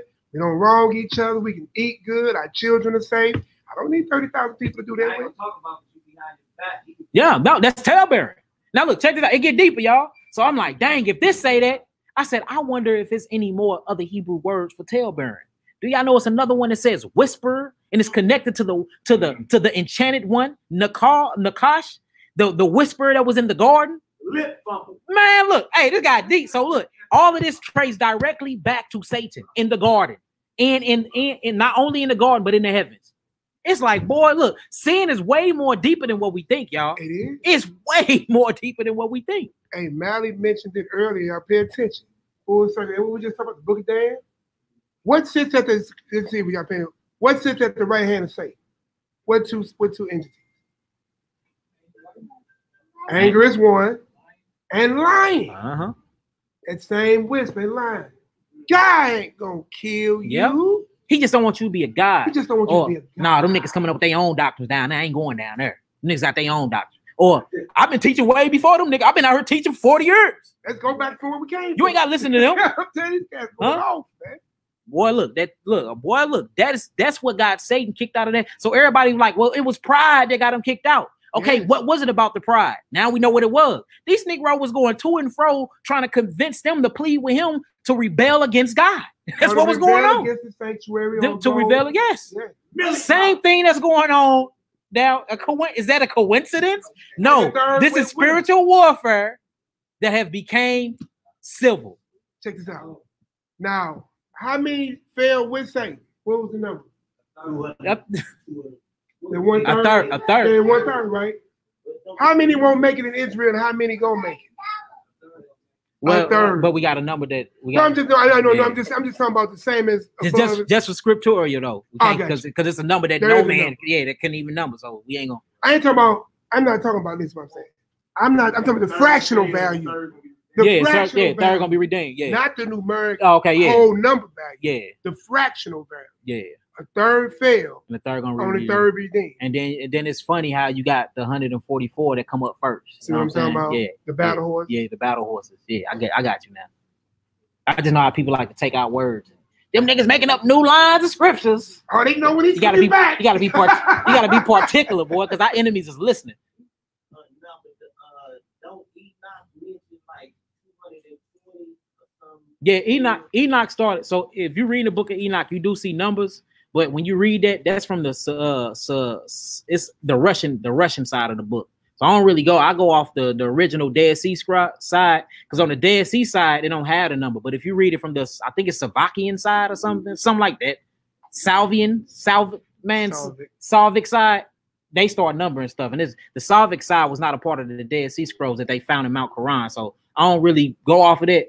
But yeah, he started giving numbers on that side, but that could have been written by man. So I really try to stay away from that book. So if you read through there, it's one side that comes straight from the Dead Sea Scrolls that was found in the cave. Notice there's a lot of passages missing because them was the scrolls that was damaged. So they just wrote down exactly what they seen on the scroll. But it's another side. It's all the way filled up. It's like, where the hell y'all come with these words from?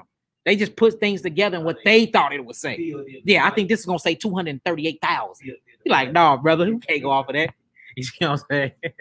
All right, so we got that, right? Yeah, we have 18 if you want to continue back in the scripture. All right, let's go back in the scripture. We seen what that was. Let's go back in Ezekiel 28. Ezekiel 28, family. We almost out of here. We was just speaking of fractional value. Yeah, fractional value. Yeah. The 1/3 part. Now we ain't giving a number. Yeah. Like what that 1/3 is. Just the fractional value. All right, so we back in Ezekiel chapter 28. We at 15. What was he at 15? We're 18. Oh, we at 18. All right, at 18. Let's read that once for again. Now look, now we know by the iniquity of thy traffic was what? What was he doing, y'all? The Negro was tale-bearing, confusing the angel. Now look, but now don't it make more sense when you go to Job 1 when he said, which comest thou? He said, I'm going to and from within the earth and up and down the earth. What are you doing? What you doing? Oh, you still tale-bearing, causing confusion. Causing confusion. Confusion is what you did to get kicked out, and confusion is what you're doing there because you don't want this creation to get what you can no longer have. And that makes sense though. That don't make him going to and fro ain't just him. It's walking. No. Yeah. Hey, he going up. He's slowing our Discord, huh? Down. In it. He covered the whole he covered the whole earth. Anything in it, anything within inside of this deal, under it. Hey, yes. He's hunting for soul. He's recruiting. That's what he's doing. He's recruiting for war. This is a spiritual war. All right, come on with it. Let's finish this off. Let's read this. All right. So thou hast defiled the sanctuaries by the multitude of thine iniquity. By the iniquity of thy traffic. Which is Raquel. Use a tale-bearer, boy. You going around causing confusion and sowing discord. And if you read in that Proverbs, it says that them are one of the things he hates. And the 7th is an abomination before him. Boy, all right. And now we see why. Because this is the first sin that happened in all existence. Tale-bearing. You trying to gather people to plead you in your cause of pride because you want to take the throne of God. Boy, that's deep. And he hates it. He hates it. Envy. Yeah, that's straight envy. He covered. So this backs up the 10. So a talebearer breaking all commandments, all of them. All of them. That's why you're supposed to bring whatever problem. You're supposed to get head on. Yeah, Matthew 18. Bring it right to the person that, you know what I'm saying? You get fizzled out right there. One-on-one, bring it right to them. Like, well, you got what's good? And start telling, you know, this, that. Somebody else about what you should be telling that person about. Yeah. Oh, Gregory Hines is for like tap dance. Yeah. Yeah. It's direction and all this. Yeah. Huh? Take it right there. What you mean? Yeah, Abiyah bought this right here. She said sin is way deeper than we can. It is way deeper, and that's why there is no forgiveness due to a willful sin and unrepentance. Unrepentant sin is blasphemy. You didn't repent. You cannot go into the kingdom of Yahweh without a repentant heart. You haven't repented. There is no kingdom for you. And guess who else haven't repented? Hashatan. Is there anyone on record where he was like, you know what, Father, forgive me? No, he's going harder. He's going harder. He didn't lose his wisdom. He just corrupted. He just corrupt. He never lost his wisdom or his power. He just lost his glory, and he just corrupted his wisdom. So whenever you see people that's speaking in confusion, it don't sound right, it don't make sense, and it start making you feel mad, and you mad at her, that's Satan. Satan that jumped on you. The spirit jumped, boy. Yeah, I'm telling you. Look, I seen it with my own eyes several times. Yeah. I've seen it. Yeah. All right, come on, let's finish this off, and then we're gonna do part 2 later. I wanted to get into the Leviathan. That's deep, but I'm gonna start the next lesson off with that. All right, let's finish this off. All praise. All right. Therefore, will I bring forth a fire? Hey, look. So, oh my bad. We got a witness to what I said. David DeWitt Yakana L said, yeah, the Slavic side, yeah, it has numbers on it. So, see. The Dead Sea Scroll side from the Ethiopian scrolls don't have the numbers, but these white boys that wrote their own number in there. They like, you know what? I think it was 281,000. It's like, no, that wasn't in the original script, brother. I just go add some numbers. But they say, well, God showed me in a vision. It's what it was. So that's why I don't really read from that. I don't really read from that right side when I get into the pseudepigraphers. I stay in the Dead Sea Scrolls in the original text, and a lot of the stuff is missing. Like it'll go 6 paragraphs with only 1 word. That's because the other stuff was damaged. You see what I'm saying? But at least it's honest. Yeah, at least it's honest. At least it's honest. Straight up. All right, come on. All right. So therefore, will I bring forth the fire from the midst of thee? Ooh. It shall devour thee. And I will bring thee to ashes upon the earth in the sight of all them that behold thee. All they that know thee among the people shall be astonished at thee. Thou shalt be a terror. Never shalt thou be anymore. Now I want to do one more before we get up out of here. I want to do Jude 1:1-9 to show y'all that this spiritual war is so. Yeah, we're gonna stop there right there. We'll finish at the next lesson. I want to show y'all this spiritual warfare is so mad. Look, they straight be rapping to each other, like the fallen angels and the archangels still be rapping, like talking crap to each other. You know what I'm saying? Like, dang, you tried to heal me back from my young brother prayer. When I see you, it was like that. You know what I'm saying? I couldn't even. Daniel prayed and I had to break through. I'm too busy fighting against the king and the prince of these other provinces. You know what I'm saying? Because the spiritual wickedness in high places, they straight be rapping. When I catch you, it's like that. You know what I'm saying? Yeah, in Ephesians. Like, ain't the spiritual wickedness in high places like they on the 28th floor. No. Yeah, they ain't on no 28th. Like, you know, the kingdom's above your head. Yeah, you know straight kingdom. And both sides, kingdom is the highest. Yeah, and they Satan's kingdom is in the air right above. Satan's kingdom is in the air right above him. That's why he's the prince of the airways. And look, man, it gets so deep. I don't even want to get off into it. It's a whole nother lesson in its own. But they able to send like something you call kites and messages through one another. You know what I'm saying? Like they get on the battle horse, send this to the province of the demonic kingdom of Nabal. You know what I'm saying? Y'all got 28 hours to back off from this certain to this certain family in Israel. I seen that y'all on the Maccabee family right now. He going through a tough time. Y'all got 24 hours to vacate, or we come in there and we causing havoc. Hey, look, you might see a fight break out in the family. You know what I'm saying? They thinking it's physical. They don't even know that it's a whole spiritual warfare going on. Then all of a sudden, the whole family make up. That's because them niggas vacated because Michael the Archangel sent that notice. Yeah, you better vacate or it's gonna be war over there. You just messed with Joe, brother. All we gotta do is continue to follow what and walk spiritual. They gonna fight for you. They gonna fight for you. Hey, look, it's an Hebrew where it says, come boldly to the throne of grace. Yeah. You know what I'm saying? By the blood of Yahushua. You know what I'm saying? So, verbally speaking, I was saying earlier, you can verbally make a contract with Satan's kingdom by claiming certain stuff. Yeah. That works against you, right? But you can verbally make a commitment to the kingdom of the Most High. You feel me? And that's how you get the principalities above you. Like, take your position in the Messiah, who's currently sitting at the right hand of the Father in the highest heaven right now. Put Satan on notice and let him know you're gonna have to. Puts me in all authority and power over you and your entire kingdom. I'm putting y'all on notice right now. But this is what he do though. If you actually get into the pseudepigraphers and get into the Dead Sea Scrolls, what he do is say if they come send him a notice, right, and send it to Nabadon and all of them. They'll read it and they'll be like, well, you don't have no jurisdiction here because we got him on scrolls that we finna give to the seraphims that he's committing such and such sin. He's willfully sinning. You don't have, he's accused of the brotherhood. You don't have no jurisdiction here until judgment day because he's willfully sinning.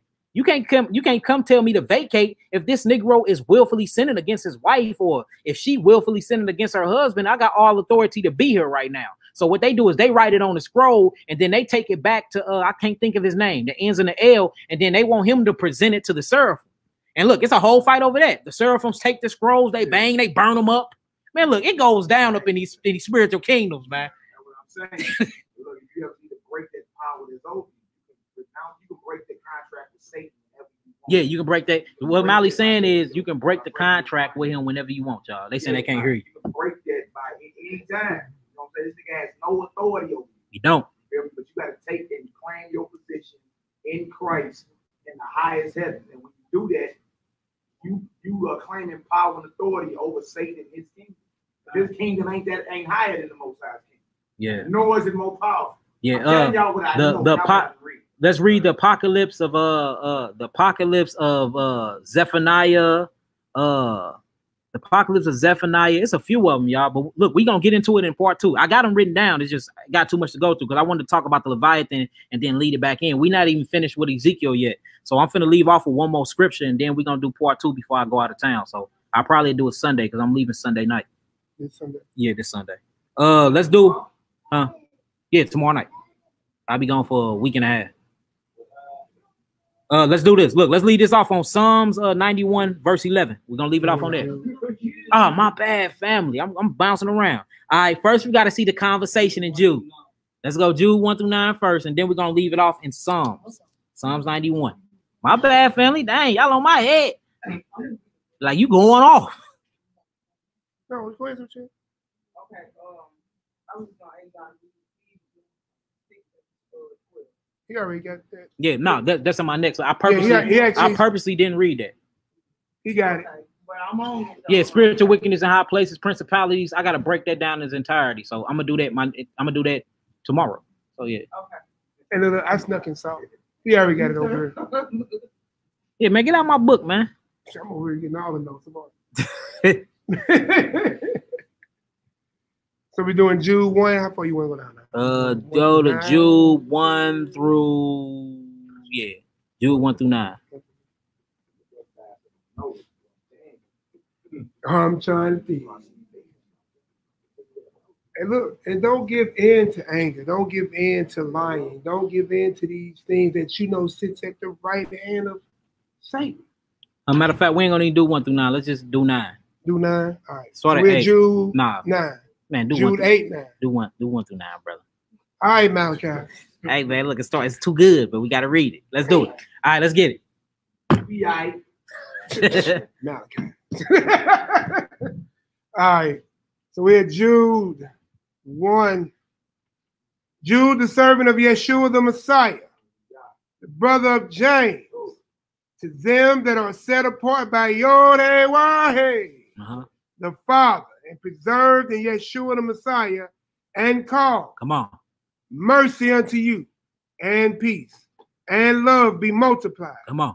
Beloved, when I gave all diligence to write unto you of the common salvation, it is very needful for me to write unto you and exhort you that you earnestly contend for the faith which was once delivered unto the saints. See, that's what we're supposed to be doing, contending for the faith, constantly fighting, raging spiritual warfare. Have to. Come on. For there are certain men crept in unawares, who were before of old ordained to this condemnation. Woo. Come on. Wicked men, Woo. turning the grace of our Elohim into lasciviousness and denying the only master Elohim. And our master Yeshua the Messiah. See that? So look, these are the people that's a part of the other battle. Remember, this is a spiritual battle. Remember, when we first read, we was talking about the kingdom of Hashatan and the kingdom of Yahweh. So these people that's creeping in unawares, part of the kingdom of Yahweh. You don't even, at first it's all good, shalom, y'all kicking it, but you never got to know the brother or the sister. Then you start seeing they works and how they move. And you be like, man, this Negro ain't Israel. All Israel ain't Israel. You start hearing what they doing, how they woman bashing, how they talking about this and that, and how they don't want, you know what I'm saying, and jealous, envious, covetous of what you got. You hearing rumors of adultery, just hoard them, and you be like, hold on. This sound like something that Hashatan does. So this can't be my brother. This spiritual warfare. We on two different sides of the battlefield at this point. Right? Come on. I will therefore put you in remembrance, though ye once knew this, how the Yod-Heh-Wah-Heh have saved the people out of the land of Egypt. Afterward, destroyed them that believe not. See that? And this is what's going to happen again. Come on. And the angels. Ooh, look, check this out. Now we finna get into it, family. Come on. And the angels, which kept not their first estate, but left their own habitation. He has reserved an everlasting chains unto darkness. These them angels, them fallen angels that left from the heavens and had babies and created giants. They in Antarctica right now. We got the top officials of the government trying to do this global warming to melt the ice, which is happening because the polar shifts done changed. The polar shifts done already changed. This ice is breaking up and melting right now at a very fast rate because they're trying to let these fallen angels out of Antarctica. That's why every president, whenever you get nominated and you come in, you have to, your first flight is to Antarctica. The hell is they going to this Iceland for? Who is they talking to down there? They got military bases under ice. All types of stuff going down in Antarctica, y'all. I did a whole lesson on that called dang, I can't remember. Get on YouTube. Yes, get on YouTube and yeah. Admiral Byrd. Admiral Byrd, yeah. Hey, look, y'all seen it in the movie Godzilla just now. No, or in the movie Transformer. Yeah, when they went when he was locked in that ice. Metatron. Metatron was locked in that ice. Yeah, when they went down there. And notice Metatron is called Enoch. Metatron is Enoch in the Dead Sea Scrolls. So it's all in your scriptures. You had something?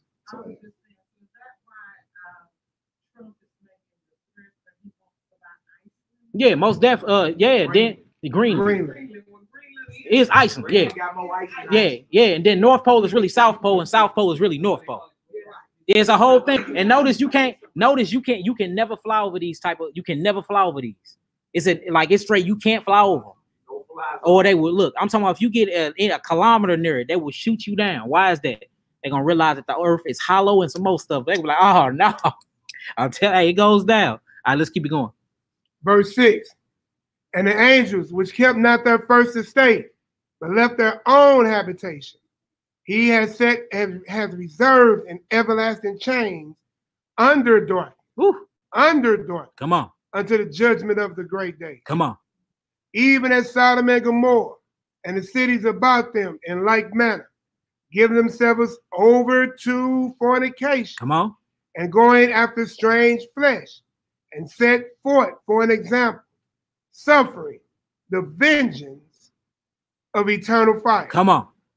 Likewise, also, these filthy dreamers defile the flesh. Ooh, these what? Filthy dreamers defile the flesh. You said you filthy dreamers. Your filthy dreams will defile your flesh. What? Come on. Despise dominion. The what? Despise dominion. And speak evil of dignity. You see that? Now check this out. Come on.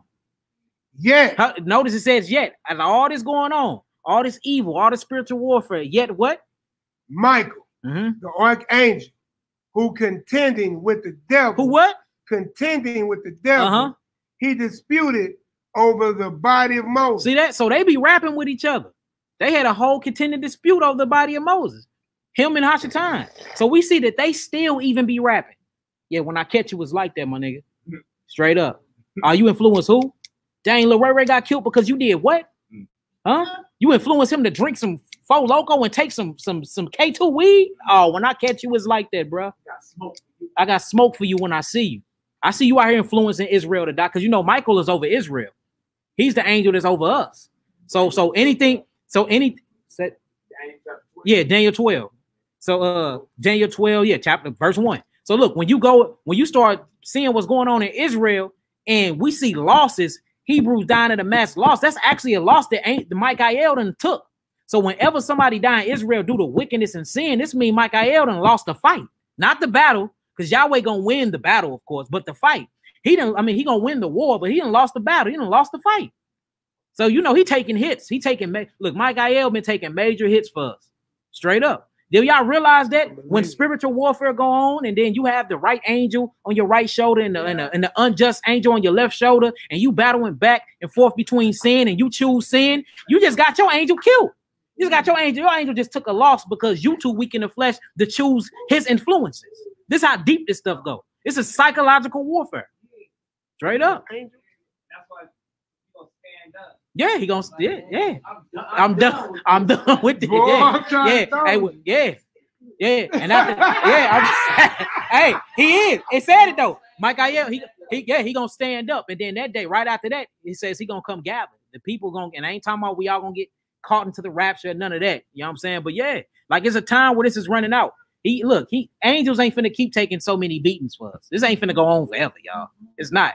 And then you out here willfully losing the fights. You getting your angel whooped. You know what I'm saying? Because look, according to Psalms 91:11, he put an angel in charge over each of us. You literally have a guardian angel. So he's constantly trying to influence you to do right. But when you say F it, I'm a hothead, dog, F it. GD me. You know what I'm saying? And then you just go off knowing you wrong, but you want to use the excuse of you being a hothead to sin. It's like, man, look, I'm not finna keep taking lashes for you. I'm getting tired of getting whooped by Satan and his army for you. Reprobate. Yeah, it's reprobate mind. So look, and this is where God will take his hands off you. You don't want to be that. When God's wash his hands with you, boy, you left. You done. You're done. Yeah, it's war.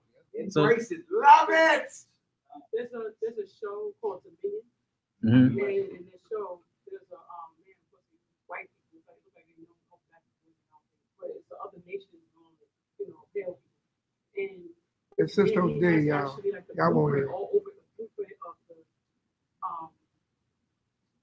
of the kingdom all over him, but everything takes place in Vegas, and you can see in Vegas. Yeah, Las Vegas. The Vegas come from the Dogon Vegas star. This is where these entities come from. Then you got Los Angeles, where's the Los Angeles at? And it's particularly over the province of Californication. Yeah, all these names, they name these cities after demons. I think that's why they based it on that location. And in the movie, in the show, what happened is Most High, he got sick of everybody on earth. So he turned his back on us, and the angels waged war on the humans. Yeah, on wage, yeah. And Michael and Mikael and Gabriel, that makes sense, because if you get into the lost books, it says that it's a certain amount of angels that's actually holding back the wrath of God from us. Yeah. You know what I'm saying? Like straight holding his wrath back. Because all the sin we committed, they straight like got their wings and they holding his wrath back until the golden bowl and the seals be broken. And then that's when they going to start ringing them out and blowing the trumpets. But right now, it's sin so much amongst Israel, it's angels that's actually holding the God's wrath. Like, look, to that great and terrible day. You know what I'm saying? So angels, there's a lot of angels that don't mess with us. They don't like us. It's like, y'all got choice of free will and you Negroes are wicked. So they want to come off us. You know what I'm saying? But then we got angels that play Moses. No, just take me. Take me, Yahweh. Don't take all the people. You need somebody to worship you. You know what I'm saying? Something living, not a rock. You're like, don't just take me before you take the whole congregation. You know what I'm saying? You know, I get his testimony too about the time when a vehicle, I was stopped to make a left, the vehicle came on the shoulder and it was raining. And right when he got to the tail end of my car, looked like that car phased and dimension.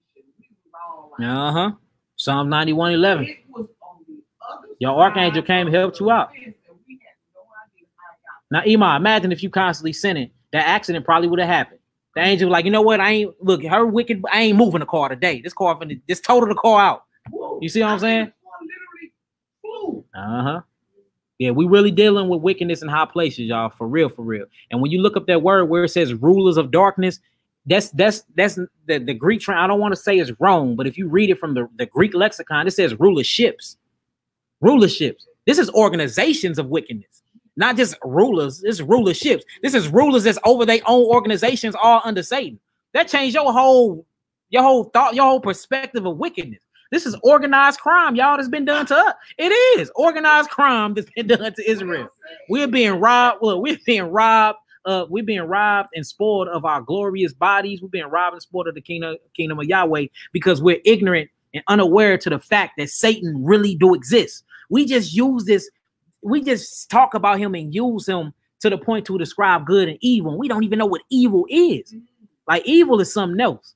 Like evil, like how wickedly evil you have to be and what spirit is on you for you to fry and bake your baby in the oven, for you to chop your mama up for 90 grand, for you to get your mama killed for some money, for you to chop your twin children up and put them in a freezer. This happened in Alton, Illinois 15 years ago.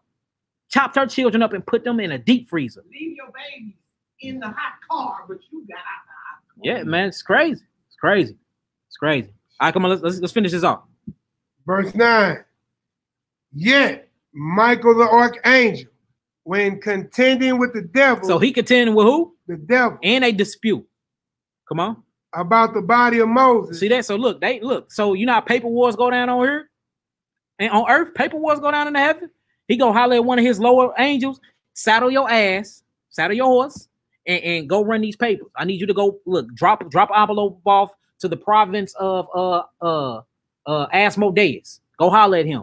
Tell him to quit molesting little boys. Because you know Asmodeus, he like little boys. He a little sexual, weird, kinky demon. He do weird stuff. And then like the other one, his brother kill you because you messing with his wife. This is the point in like when this lady, every time she got married, as soon as they got to the bed chamber, he'd kill him. He'd kill any man that got into the bed chamber with them. Any man in Tobit. So like he's straight, this is a straight succubus, it's a sexual demon. You know what I'm saying? That like, no, this is my vagina. Anybody that came in and tried to marry her, he killed them. They had to burn a gallbladder. They had to do all types of stuff just to even get this demon gone. So this just shows you how crazy this stuff is. And then it's so, if y'all look up the documentations on sex while people, like women are getting raped, wake up with scars, bruises, bleeding from the vagina, and nobody was ever in the house. Ever in the house. It's like, what the heck is going on? All right, this stuff is deep. Stuff is very deep. So if those demons, they are allowed to come into your space by you opening I'm this question. By you opening the door. 7 doors you open.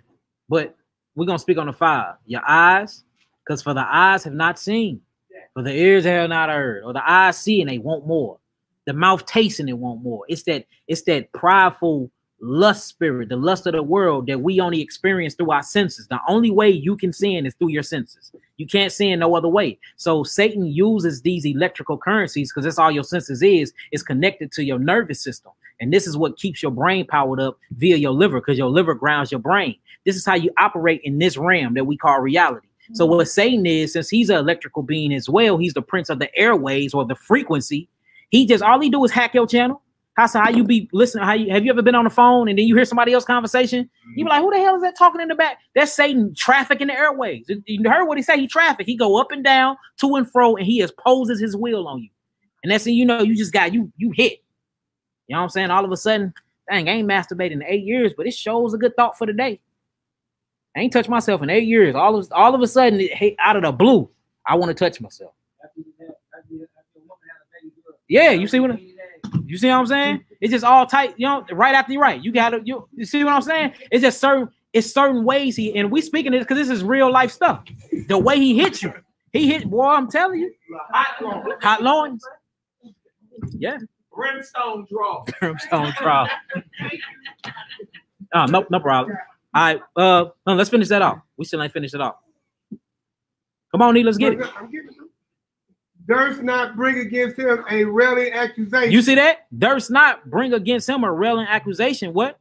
But said, yo, hey, why he rebuked thee. You see that? I'm not even finna go back and forth with you no more. I'm tired of your accusation. Look, Yahweh rebuke you. Go on somewhere. So we see that they still in communication too. So let's quit thinking about this spiritual realm like it's just a bunch of floating see-through curtains or whatever was on, like Casper the Friendly Ghost floating around, and just, you know, you got this this old, you know, this weird music, or it ain't going. Look, it's straight bodies up there. It's entities and personalities without physical bodies, but they have other bodies, y'all. It's impossible to live without a body. You have a physical body, you have an emotional body, you have a spiritual body, body celestial, bodies terrestrial. Just because we can't see in that frequency and we can't see in that light spectrum yet, don't mean it don't exist. And we see that by how we've been acting. Because the way I've been seeing some brothers and sisters act, it ain't a Yahweh. So who is it of then? It got to be of this spiritual kingdom. And this is why this is reason why it's called When Spiritual Warfare Becomes Civil. With that being said, that's the first part. Y'all willing, I'll be able to do the second part tomorrow. And then, yeah, that's what it is. So if y'all got some understanding, and overstanding so far, type in some 9s. And did y'all get some understanding in the crowd? Yahoo! I love y'all. Question. By what time you think you might be going live? I don't even know. I got all stuff to do. Before I said y'all will. Yeah, I will. No, I'm saying you gonna read for me? I mean, I can. Okay. But that's what I'm trying to find the time. Because tomorrow I gotta. If it's gonna be a time, it's gonna be around like 6. I gotta. We doing a thing. We have a thing that we dealing with. Setting up, you know, the Constitution and setting up, you know, order in Israel. A lot of things going on. So Israel is trying to gather themselves, you know, trying to, you know, keep things intact with Israel. So I'm part of a group dealing with, you know what I'm saying, the Office of Accountability. So tomorrow I think we're supposed to be going live about 1. And like one of the main topics that we actually found out in Israel, I'm talking about this ain't nothing that I made up, is that domestic violence. Yeah. It's really, really high. So we're going to go live tomorrow. It'll be about 1. So it'll be on Jeremiah, Please Say the Yah channel. Yeah, so then I'll re-upload it to mine and send it out. Or send it out when we go live originally. But that's why I was asking, so make sure my brother. That's cool. That's cool. Well, all praise for that and too. And it's syncing with that, yeah, we need to get these spirits. Well, look, with that being said, I'm glad y'all got some understanding, overstanding, and understanding. Let's pray out. You know what I'm saying? Let's get up out of here. Let's get it. Yeah, I eat.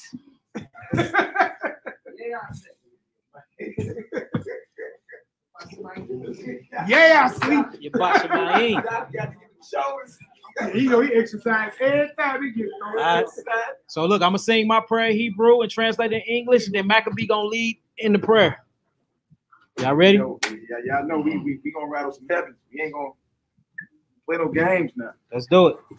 Are y'all ready? All right, we looking. We good with the short jokers at little jokers. Y'all get on up. Get them up, little joker. Get them up.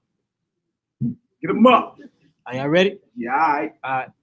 Yabareka Yahweh Veish Mereka Ya'er Yahweh Pana Elika Vikuneka Yasa Yahweh Pana Elika Ve'aseh laka shalom, ve'aseh laka shalom, Yavareka Yahweh, ve'ish meleka, Ya'er Yahweh pana, Elika vikuneka, Yasa Yahweh Panav Elika Ve'asem Laka Shalom Ve'asem Laka Shalom. Amen. May the Most High bless you. May the Most High keep you. He shall bless you and he shall keep you, and his face shall shine upon you, and he will give you peace. Amen. Hallelujah. Abinu. Abinu. Shabbat Shemayim. Shabbat Shemayim. Yikadesh. Yikadesh. Shika. Shika. Tabo. Tabo. Malkuteka. Malkuteka. Yeah, I say. Yeah, I say. Ratzonka. Ratzonka. Shabbat Shemayim. Shabbat Shemayim. Cain. Cain. Baret. Baret. Etlakel. Etlakel. Kukenu. Kukenu. Tainlanu. Tainlanu. Hayo. Hayo. Uslaklanu. Uslaklanu. Oh. Kataenu. Kataenu. Kamo. Kamo. Shel Sokin. Shel Sokin. Gam. Gam. Anaknu. Anaknu. Lakotin. Lakotin. Lanu. Lanu. Wa'al. Wa'al. Tabienu. Tabienu. Lide. Lide. Nisayo. Nisayo. Ki. Ki. In. Kopzenu. Kopzenu. Min hara. Min hara. Kilaka. Kilaka. Hamamlaka. Hamamlaka. Wahabura. Wahabura. Wahatiburet. Wahatiburet. Laome. Laome.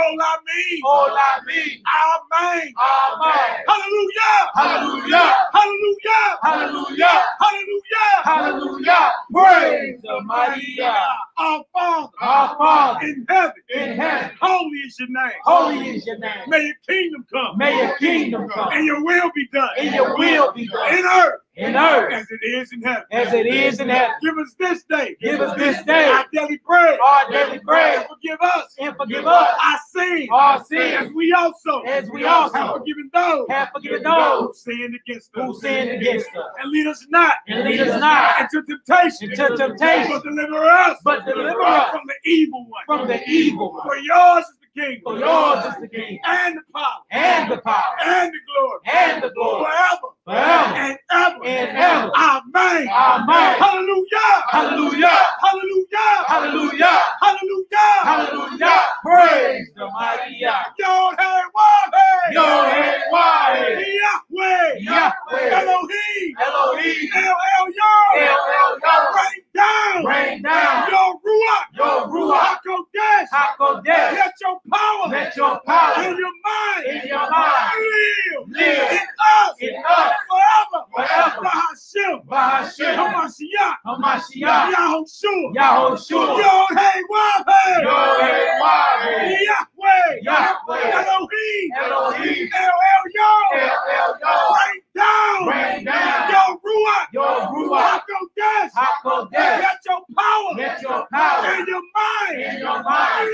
Live. In us. In us. Forever. Forever. Bahashim. Bahashim. Hamashiach. Hamashiach. Yahushua. Yahushua. Yod Hey Wahey. Yod Hey Wahey. Yahweh. Yahweh. Elohim. Elohim. El Yod. El Yod. Rain down. Rain down. Your Ruach. Your Ruach. HaKodesh. HaKodesh. Let your power. Let your power. In your mind. In your mind. Live. In us. In us. Forever. Forever. Bahashim. Bahashim. Hamashiach. Hamashiach. Yahushua. Yahushua. Yod Hey Wahey. Yod Hey Wahey. Yahweh. Yahweh. Elohim. Elohim. El Yod. El Yod. Rain down. Rain down. Your Ruach. Your Ruach. HaKodesh. HaKodesh. Let your power. Let your power. In your mind. In your mind. Live. In us. In us. Forever. Forever. Bahashim. Bahashim. Hamashiach. Hamashiach. Yahushua. Yahushua. Yod Hey Wahey. Yod Hey Wahey. Yahweh. Yahweh. Elohim. Elohim. El Yod. El Yod. Rain down. Rain down. Your Ruach. Your Ruach. HaKodesh. HaKodesh. Let your power. Let your power. In your mind. In your mind. Live. In us. In us. Forever. Forever. Bahashim. Bahashim. Hamashiach. Hamashiach. Yahushua. Yahushua. Yod Hey Wahey. Yod Hey Wahey. Yahweh. Yahweh. Elohim. Elohim. El Yod. El Yod. Rain down. Rain down. Your Ruach. Your Ruach. HaKodesh. HaKodesh. Let your power. Let your power. In your mind. In your mind. Live. In us. In us. Forever. Forever. Bahashim. Bahashim. Hamashiach. Hamashiach. Yahushua. Yahushua. Yod Hey Wahey. Yod Hey Wahey. Yahweh. Yahweh. Elohim. Elohim. El Yod. El Yod. Rain down. Rain down. Your Ruach. Your Ruach. HaKodesh. HaKodesh. Let your power. Let your power. In your mind. In your mind. Live. Live. In us. In us. Forever. Forever. Bahashim.